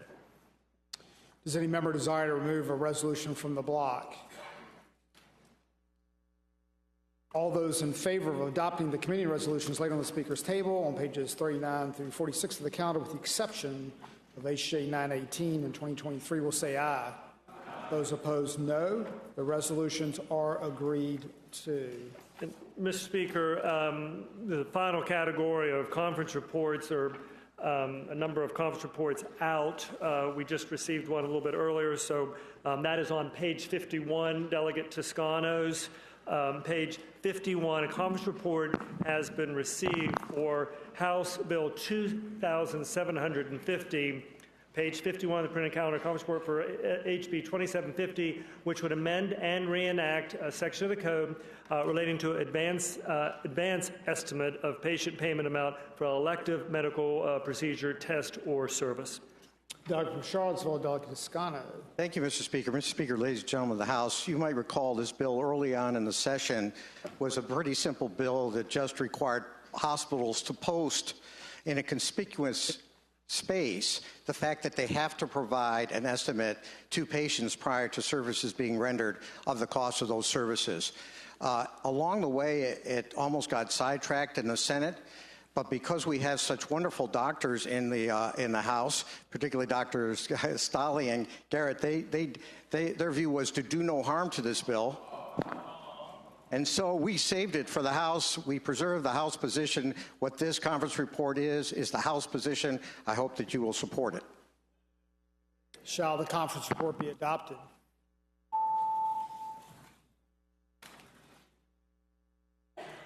Clerk will close the roll.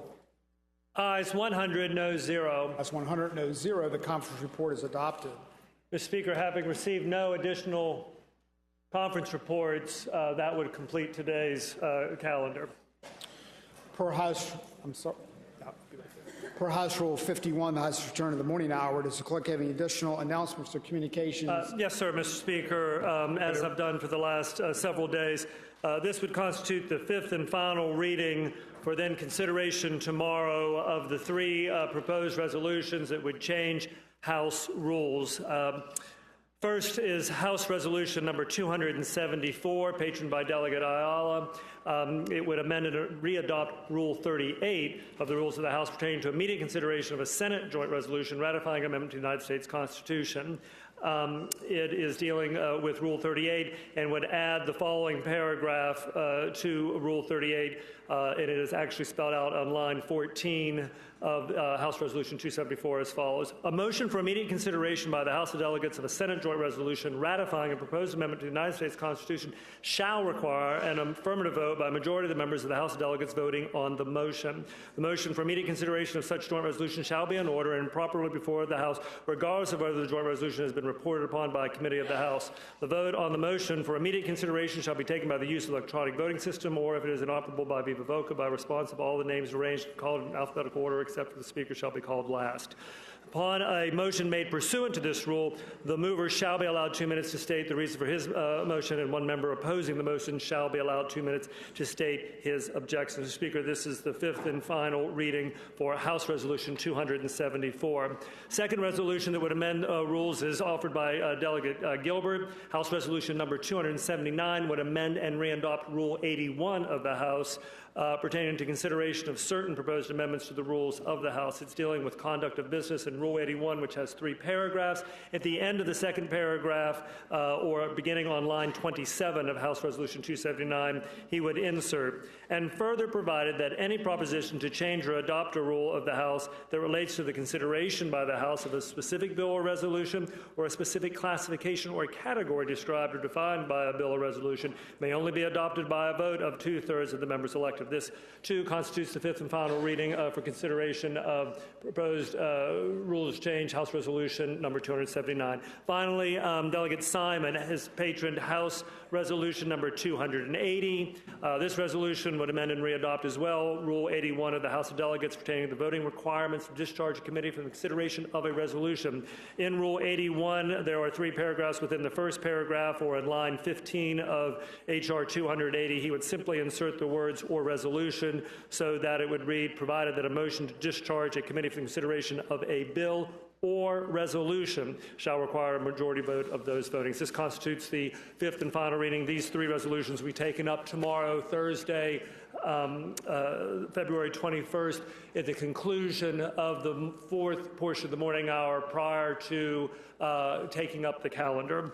Mr. Speaker, I'd also like to advise one of the announcements for this afternoon, which at 3:30 today, out of order, the House pages, Mr. Speaker, will be having their page debate here in the chamber. They have been very helpful to a number of members doing various errands, so if you're so inclined and free and would like to come and watch, also to be their legs and arms and whatnot, that would be most appreciated and welcome. It'll be televised on the internal network as well, but that will begin at 3:30 here in the chamber. In terms of meetings, there are, I think, 3 bills that came in through unanimous consent from the Senate that will probably need to be sorted out at some point, not today, but maybe tomorrow or Friday. So this afternoon, there are no scheduled meetings.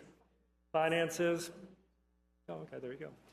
Finance Committee, for the reasons just stated, would be taking up one of those bills, apparently. They will be meeting in House Room 1 downstairs here in the Capitol. Full Committee on Finance, immediately upon adjournment of the House, will be meeting down in House Room 1. And the Speaker, the Rules Committee is not meeting, and I'm just informed the Rural Caucus has been canceled as well. So no other meetings other than Chairman Ware's Committee on Finance. Looking ahead to tomorrow morning, the 21st, Legislative Sportsman Caucus is meeting at 7 a.m. in the second floor, 200B Subcommittee Room. And the Democratic Caucus will be meeting at 9, and the Republican Caucus will be meeting at 9 a.m. I'm sorry. Well, the 2 caucuses will meet tomorrow at 9, Democrats in House Room 2, Republicans in House Room 1. Mr. Speaker, I misspoke. This afternoon, immediately upon adjournment, Committee on Finance will be meeting in House Room 3 in the extension down the way, not in House Room 1, so I apologize for the miscommunication. The meeting schedule will be updated accordingly. Mr. Speaker, that completes the announcements I have, sir. Delegate from Virginia Beach, Delegate Stolley. Thank you, Mr. Speaker. I rise for an announcement. Delegate has the floor. Thank you, Mr. Speaker. Tonight at 6 p.m. in the Old City Hall is the 28th Annual Wild Game Chili Cook-Off, a General Assembly tradition. All members and their staff are welcome to try 11 different wild game chili recipes and vote for your favorite one. Trophies will be awarded at 7 p.m. for the best chili. Thank you, Mr. Speaker. Delegate from Spotsylvania, Delegate Cole. I rise for a point of personal privilege. Delegate has the floor. Thank you, Mr. Speaker. Based on several speeches given this session, including today, I feel compelled to share with the body the current state of the law regarding discrimination and to give a little bit of a history lesson about the ERA. Women and men already have equal protection under the U.S. and Virginia constitutions, courts have ruled both women and men have full claim to equal rights through the 5th and 14th Amendments to the U.S. Constitution.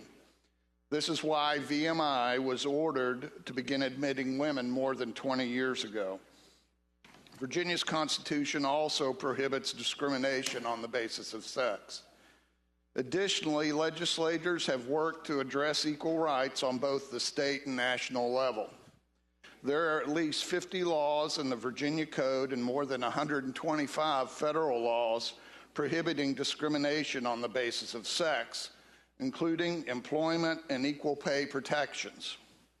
Equal pay has been in federal law since 1963 and in Virginia Code since 1974. Any employers who are discriminating on pay on the basis of sex is already breaking both state and federal law. Now on to the Equal Rights Amendment. Congress submitted the Equal Rights Amendment to the U.S. Constitution in 1972 with a 7-year deadline or sunset clause for ratification to the states. The amendment appeared to be moving quickly towards ratification, with 35 states ratifying it when concerns were raised about potential unintended consequences, including the loss of religious liberties and privacy rights, as well as its impact on the right to life. The ERA language is very broad and allowed no exceptions.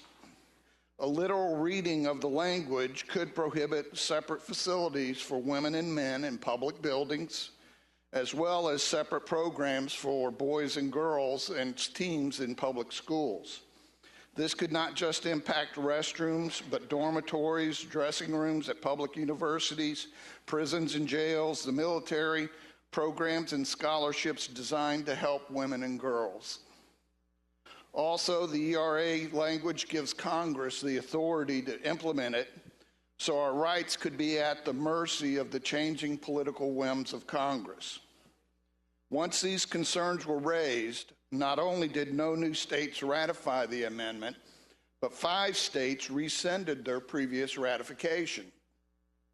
As the original 1979 deadline approached, Congress extended the deadline to 1982. The extension was legally questionable and was the subject of a court challenge. However, when the second deadline passed, Congress declined to extend it again. This effectively withdrew the amendment from consideration. This fact was generally recognized by both proponents and opponents of the amendment at the time, as efforts to get additional states to ratify it ceased for more than a decade. Not only that, but in 1983, proponents introduced a new ERA in Congress because the original amendment was no longer valid. Then in 1992, the 27th Amendment to the U.S. Constitution, dealing with congressional pay, was ratified long after it was submitted to the states for ratification.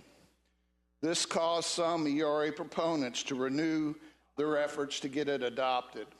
The fundamental difference between these two amendments, Mr. Speaker, is that Congress did not set a ratification deadline or sunset clause for the 27th Amendment, while they did set a deadline for the ERA. Since the submission of the Prohibition Amendment, Congress has routinely added 7-year ratification time limits, except for 2 proposed amendments: the women's voting rights, which passed, and child labor prohibition, which did not pass. Additionally, an amendment granting full voting authority to the residents of Washington, D.C., with representation in the U.S. Senate had a 7-year time limit and also failed. The passing of the ERA deadline has been recognized by the U.S. Supreme Court. Lawsuits over ERA were pending before the court in 1982 when the U.S. Supreme Court declared those questions moot and dismissed the cases because the ERA had expired. Some ERA proponents want to ignore facts of history they do not like, such as the ratification deadline, the fact that 5 states withdrew the ratification, and also that 24 other states that ratified it placed time limits on their ratification that have long since expired.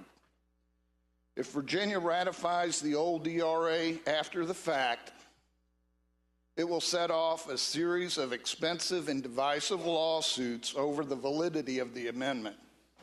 Regardless of who wins these lawsuits, a large portion of the country will consider the Constitution to be tainted, either with an amendment that is not valid or because an amendment that should be included was not.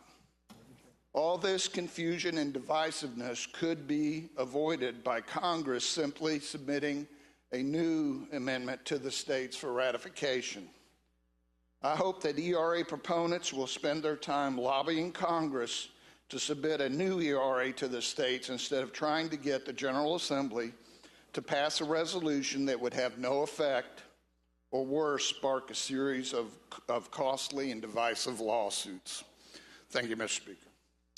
Delegate from Fairfax, Doug Simon. Mr. Speaker, I rise for a point of personal privilege. Doug, it has the floor. Mr. Speaker, members of the House, I know it's been a long day, and I'm not going to ask for equal time, but I did want to respond to the gentleman from Caroline's discussion this morning about the importance of the rules. Because I also, although I haven't been here nearly as long, have sort of made myself a student of the rules, and I take them very seriously. I do understand the role that they play in protecting the minority and the rights of the minority. But I want to talk a little bit about a particular rule which I think is meant to protect the rights of the majority. And that may seem like a weird thing for me to be advocating for. But Article 4, Section 11 of the Constitution actually, in our state constitution, sets out a specific rule and sets out the vote required for that rule so that we as a body can't change it through a rules change or through a statutory change. And it's the rule for discharge of a bill. And I would submit that's been in the Constitution since 1902 because the folks that wrote that understood that it was important sometimes that the will of the body not be overcome by the will of a small clique of folks that control the agenda and control what comes to the floor. And so when you have a really popular measure, there needs to be an outlet. There needs to be a way for those measures to be brought to the floor. And the way we do that is through a discharge motion. Again, that's a protected motion. It's in the Constitution. And the vote for it is a majority of members participating in the vote, not less than 4/5 of the members of the body. So we've set it up so you can't create a supermajority to require that. Okay, and that's not an accident. So I want to tell you a little bit about how we got to the rules changes that we got to today. But as far as the gentleman's analogy about playing with his older brothers, let me tell you a little bit about what it feels like to be in the minority in this body from 2014 till now. It feels like you're playing a game where the other team has more players and the referee and the commissioner on their side, right? And that's how the rules work. And that's certainly not a fair fight. It's not a fair game, but we look for opportunities within the rules to make our voices heard, to make sure the minority does get heard, and when there's an opportunity to get votes on things. So people have asked me here, well, Marcus, you love Budget Day, don't you? What is it you get so excited about Budget Day? Well, I like Budget Day because we actually get to do floor amendments. We get to bring things to the floor. We actually get to do votes, get things up on the board. So as we're looking at the Equal Rights Amendment, a number of the advocates came to me as our side's parliamentarian and said, I don't understand what's happening here. We counted up the co-patrons of the two bills. We counted 49, we counted 3 Republicans on the other bill. We have 51 or 52 members that have signed up to co-patron the Equal Rights Amendment. How come we can't get a vote on it? So let's look at the rules. There's a discharge. We could try a discharge motion. And we looked at the rules, and I agree with the gentleman. The words matter. And the rules for discharge is specifically about a bill. And the issue of how you discharge a resolution wasn't clear. Rule 39 does talk about how you can bypass a committee from the beginning with a vote of 2/3. Wasn't clear to me that was exactly on point. I looked back at the rules historically to see how it's been handled in the past. I'll tell you, I found in 1871 to about 1920, we had a rule, Rule 74, that said for all purposes, a House joint resolution that's other than a procedural resolution will be treated exactly the same way as a bill. Okay, I think that what happened was the rules got redrafted, and we just lifted the language right out of the Constitution into Rule 81, and it said bill, but it never said resolution. I think that the rules, frankly, are silent about that. But again, we don't have the referee. We don't have the commissioner. I knew how that ruling might go. And so we do have Rule 81, which says that we'll adopt rules every 2 years, as was discussed this morning. It also says It also says that we can change the rules with a vote. And we actually discussed how we changed the rules 2 years ago. We adopted them in 2018. We changed that from a majority of the members to a majority of the members elected, right? With a very conscious decision, knowing that rules changes mid-session might be required. But when we got to 4951, I think there was some concern that we have a couple people go to the bathroom or be out sick, and we might try and change the rules. And so we would move that to a majority of the members elected. So the idea that we wouldn't or couldn't change the rules midstream, that it's somehow unprecedented or uncontemplated, just isn't true. We thought about it when we adopted these 2018 rules. And the rules themselves provide an outlet for when we find something mid-session, a situation we hadn't thought of, to change them. And we did it last year, as the gentleman remembered. You know, we got to the new morning hour, we had the first and the second. We realized there was no place for people to make delegate announcements, right? So we left a word out, we left a phrase out. So we went through this process, we read the rule 5 times, and we added the words that were missing. So, Mr. Speaker, members of the House, I don't think that there's anything at all wrong with the process that's been adopted. I will say, finally, that the House Resolution 274, there's 2 places, really two times that we can make sure something gets to the floor. It's on Budget Day, when we have our budget process, and it's through these rules changes. Because these do not go to committee. There's a very specific process. It's sort of awkward for the clerk to have to read these things in full 5 times, and then we all get to vote on them. And so House Resolution 274, should that be the only chance we get, was designed to make sure that everybody understood, when you go back to your districts, exactly what it is you're voting on, and that your vote for House Resolution 274 is a vote for the ERA, a vote against it is a vote against the ERA. If you don't like that one, we've got House Resolution 280, which I've put in, which I think just fixes the problem. It would allow us to do a discharge motion. We could actually discharge the Equal Rights Amendment. That's how we got there. I don't think there's anything untoward about it. I think the rules provide for this, and I hope that there'll be the will of the folks tomorrow. We have the opportunity to vote on these rules changes to vote in the affirmative, and let's get this to the floor, and let's let the people's business be done here on the House floor. Thank you, Mr. Speaker.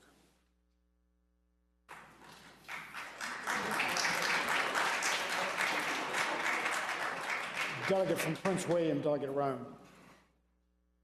Thank you, Mr. Speaker. I rise for a point of personal privilege. Delegate has the floor. Thank you, Mr. Speaker. For Black History Month today, I'm going to talk about a group of folks who haven't been talked about here on this House floor, and they probably haven't been talked on this House floor in the 400 years of our Virginia General Assembly being in existence. And that's some of my friends who are sitting up in the gallery today. And one of them is Zakiya McKenzie, a native of Richmond. If you'd like to stand up and get yourself acknowledged there. And she's joined today by Essence Thompson, Austin Higgs, Tanisha White, Ebony Kirkland, and Riki Edgehill, as well as Equality Virginia's program coordinator, Trace Hernandez. And the reason I want to highlight them is that the story of trans women of color and trans people of color in this country and in our Commonwealth, typically when we hear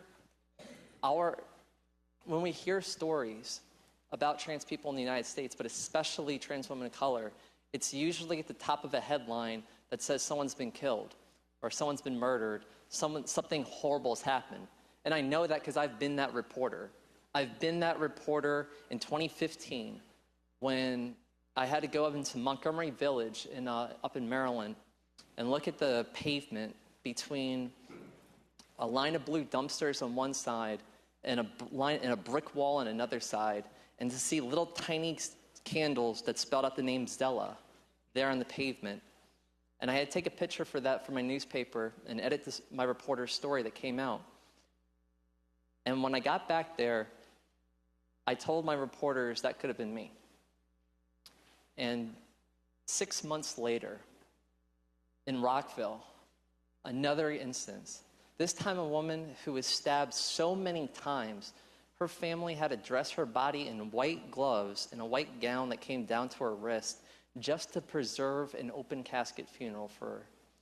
And then she was later cremated upon her wishes. And 6 months after that, I got a call from that woman's father. That woman was Kiana Blakeney. Her father, Kenny Linton, called me. And in tears, he bellowed to me in the phone, "I miss my baby girl, I miss my baby girl, I miss my baby girl." That will haunt me and stay with me for the rest of my life, because that is far too often the experience of trans people of color in the United States. And just since 2015, more than 100 trans people have been killed across this country. And being that I got to have the unfortunate situation of covering 2 of those deaths, I know how it crushes a family and that the body count just keeps rising year after year after year. But it doesn't always have to be like this.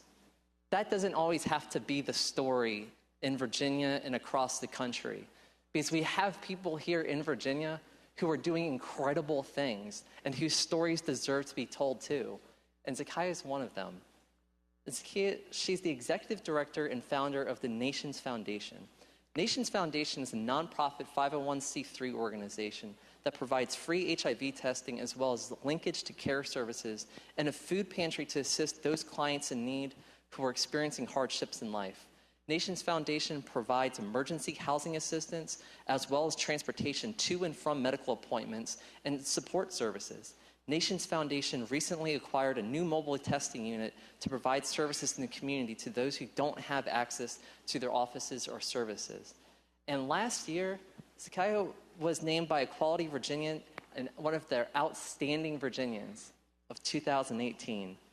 And she was the 2018 first annual Global Award winner from the Heart of the Community Awards and the 2019 Zodiac's Iman Award winner. And this is someone who, all the way back in 2001, started her career in HIV prevention over in the Fan District, in the Fan Clinic here in Richmond. And she worked there for almost 10 years. And during that time at Fan Free, she was one of the founding pioneers for the TG Clinic that serves local trans clients and assists them with hormone replacement therapy and overall health and wellness. This innovative idea was a catalyst of change in Virginia by other organizations duplicating this model to serve trans people across the state. After leaving Fan Free Clinic, she became the first trans woman of color to work for the Richmond City Health District. And there she served for 6 years as a disease intervention specialist, helping to locate, diagnose, and treat individuals who were exposed or at risk of contracting sexually transmitted infections. In December of 2015, she resigned from Richmond City and became the trans community advocate at the Virginia Anti-Violence Project. There, she advocates for those LGBTQ survivors of dating violence and intimate partner violence, as well as help to facilitate healthy relations curriculum. She believes in an aim to inspire attitude, hoping community members will aspire to be their best selves and take responsibility for their health and wellness and unite and stand in solidarity as a community. And as someone here who has spent the last 2 years advocating for that message that I learned all the way back in high school from St. Francis of Sales about be who you are and be that well, I can't think of a better way to be that well and to be who you are than to help other people live and to help other people survive, to dedicate your life to saving another person and to do it every single day, whether it's in the capacity that she's shown us, whether it's in the capacity as our doctors have shown us here, or just our public service at large who come to this body and who enter public service because we want to make a difference. I'm so grateful for the example that you've been able to set for trans folks across the country as well as here in Virginia. And at the same time, for us to really focus on the idea here that yes, things can be awful for a lot of trans people of color in this country when the average life expectancy for a trans woman of color is between 32 and 34 years old, Mr. Speaker. I am 34 years old. As a white woman knocking doors in 2017, I knew every door could have been my last. But at the same time, I also knew my community there well enough as someone who's lived there my whole life to know that I would at least have a reasonable shot of making it to the end. But if I lived in Baltimore and my skin color was the color of theirs, life might be a little bit different. Or maybe it was here in Richmond. But at the same time, we've got people who are persevering every single day, and their visibility and their willingness to be who they are and to be that well to the very best of their ability is a shining example that I hope people from all parts of Virginia look to when we see, yes, this is who we can be, this is what we can emulate, and this is what we can achieve together by working together to build and foster community and to bring down those walls, to bring down the ideological divides, and to stop stigmatization, ostracization, and attacking each other so that we can truly, honestly be one giant family. Thank you all so much for your dedication and your public service.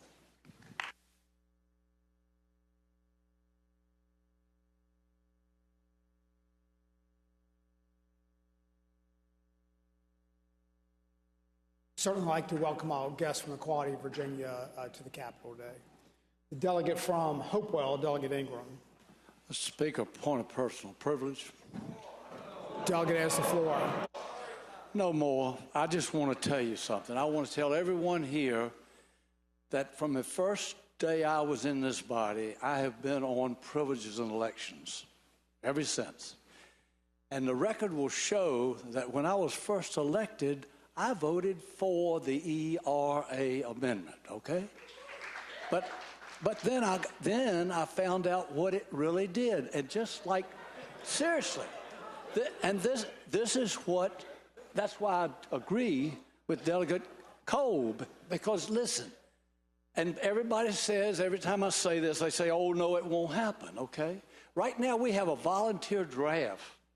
But guess what? If we had an all-out war, which is very possible in today's world, my little granddaughter would be drafted, but both of them would be drafted into the military. It's no question about that. They would have to be there because of equal.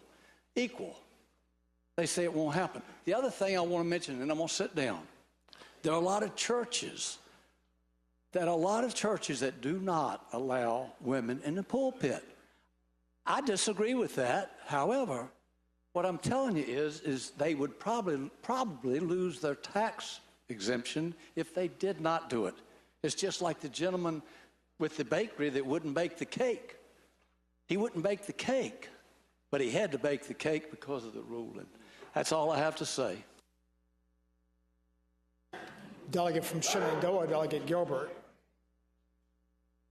Mr. Speaker, I rise for a motion. Delegate has the floor. Mr. Speaker, having voted on the prevailing side by which we took SJR 275 by for the day on page 33, I move that we reconsider that vote.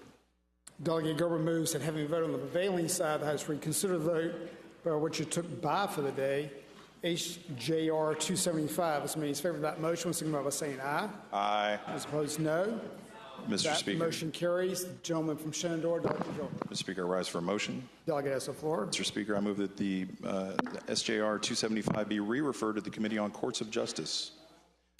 Delegate Gilbert moves that SJR Mr. Speaker, Mr. Speaker, 275 Mr. Speaker, be referred to the Committee of Courts of Justice. Delegate Gilbert. I move the pending question. Delegate Gilbert moves the Mr. pending Speaker. question on that motion. All those in favor of moving the pending Mr. question Speaker, signify by parliamentary saying inquiry. aye. All those opposed, no. No. The pending question is moved. Shall SJR 275 be re-referred to the Committee on Courts of Justice? All that favor that motion will signify by saying aye. Aye. Those opposed, no. No. The ayes have it. SJR 275 is re-referred to Courts of Justice. Ayes and nays. Ayes and nays are called for. Shall SJR 275 be re-referred to Courts of Justice?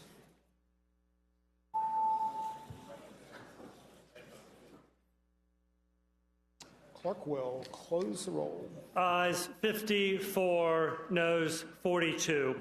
Ayes 54, noes 42.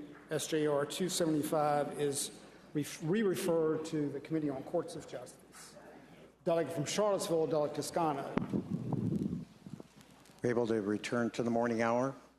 Yes, Delegate has the floor. Point of personal privilege. Delegate has the floor. Thank you, Mr. Speaker, ladies and gentlemen of the House. You know, what we really have seen today is raw political power in its unbelievable majesty.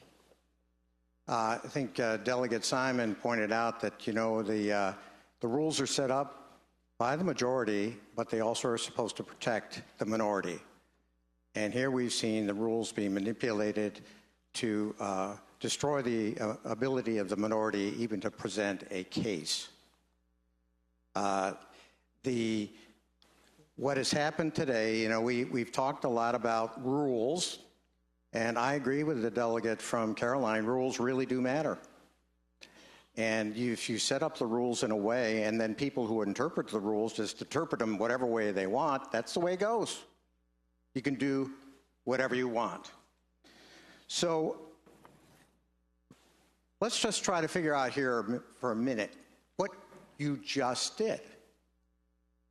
For everybody who's watching on television and everybody who's writing their pieces of paper, writing their columns, you just eliminated the ability of us to have a straight up or down vote on this House floor for the Equal Rights Amendment.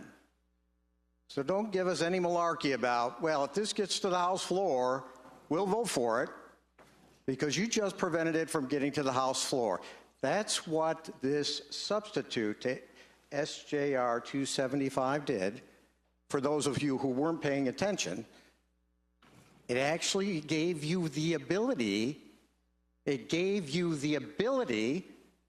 to vote for the ERA on the House floor without even disrupting the problem that the delegate from Caroline has about changing the rules. We could have had this vote today on the House floor without changing one single rule, but instead you prevented it. Everybody knows the fix is in. The leadership does not want to vote on this, and the leadership is going to deny everybody in the caucus your right that you said you wanted to do to vote on the ERA on the House floor. And all we are left with is tomorrow the rules. And we know what's going to happen with that. You talk about a sham game on that. It's all fixed. It's all rigged. And I think the Virginian public who are watching know for sure right now that this is all rigged. Thank you, Mr. Speaker. Delegate from Caroline. Nope. Delegate from Prince William, Delegate Ayala. Thank you, Mr. Speaker. I felt compelled to speak on what just happened. Would the delegate like to tell us why? Mr. Speaker, yes. I'm so sorry. Point of personal privilege. Delegate has the floor. Thank you, sir. I'd like to speak on the incident and to piggyback off of what the Delegate Toscano just referenced. When I said earlier I wanted to have the opportunity to be heard and that I would listen so that you're heard, I don't think that's happening here. I know what it's like to have the decks stacked against me. Again, when we talk about historical information, if we had the 19th Amendment ratified because it says all persons can vote, but we had to ratify it because women could not vote, if we had to give me my civil rights, the 15th Amendment had to be codified because they didn't give women like me of color the right to vote. And today, when I ask you for my civil rights, for the equality of all women, not just some women, but all women, you've obstructed my ability to have that opportunity. Now you have to tell 81% of Virginians that you've obstructed my civil and human right to equality. I respect each and every one of you, but what I don't respect today is your maneuver. If we really respect one another, and if we really want to give women due process under the law, you would bring this to the floor for a full vote and debate. Thank you, Mr. Speaker. Delegate from Shenandoah, Delegate Gilbert. Mr. Speaker, point of personal privilege. Delegate has the Mr. floor. Speaker, I love the words incident and such words being used out here to describe our adherence to the rules that we've adopted in this House. If anybody was trying to, we had a perfectly good resolution on the floor, Mr. Speaker, that spoke to the equality that we all agree with. The other side of the aisle has gone to great lengths to try to dismiss our very serious concerns about the implications of the legislation they are trying to advance, very deeply held concerns, I might add. And it was not us hijacking this resolution that spoke to equality in no uncertain terms, Mr. Speaker. And for the delegate from Charlottesville to suggest that something untoward happened within the context of the rules is unfortunate.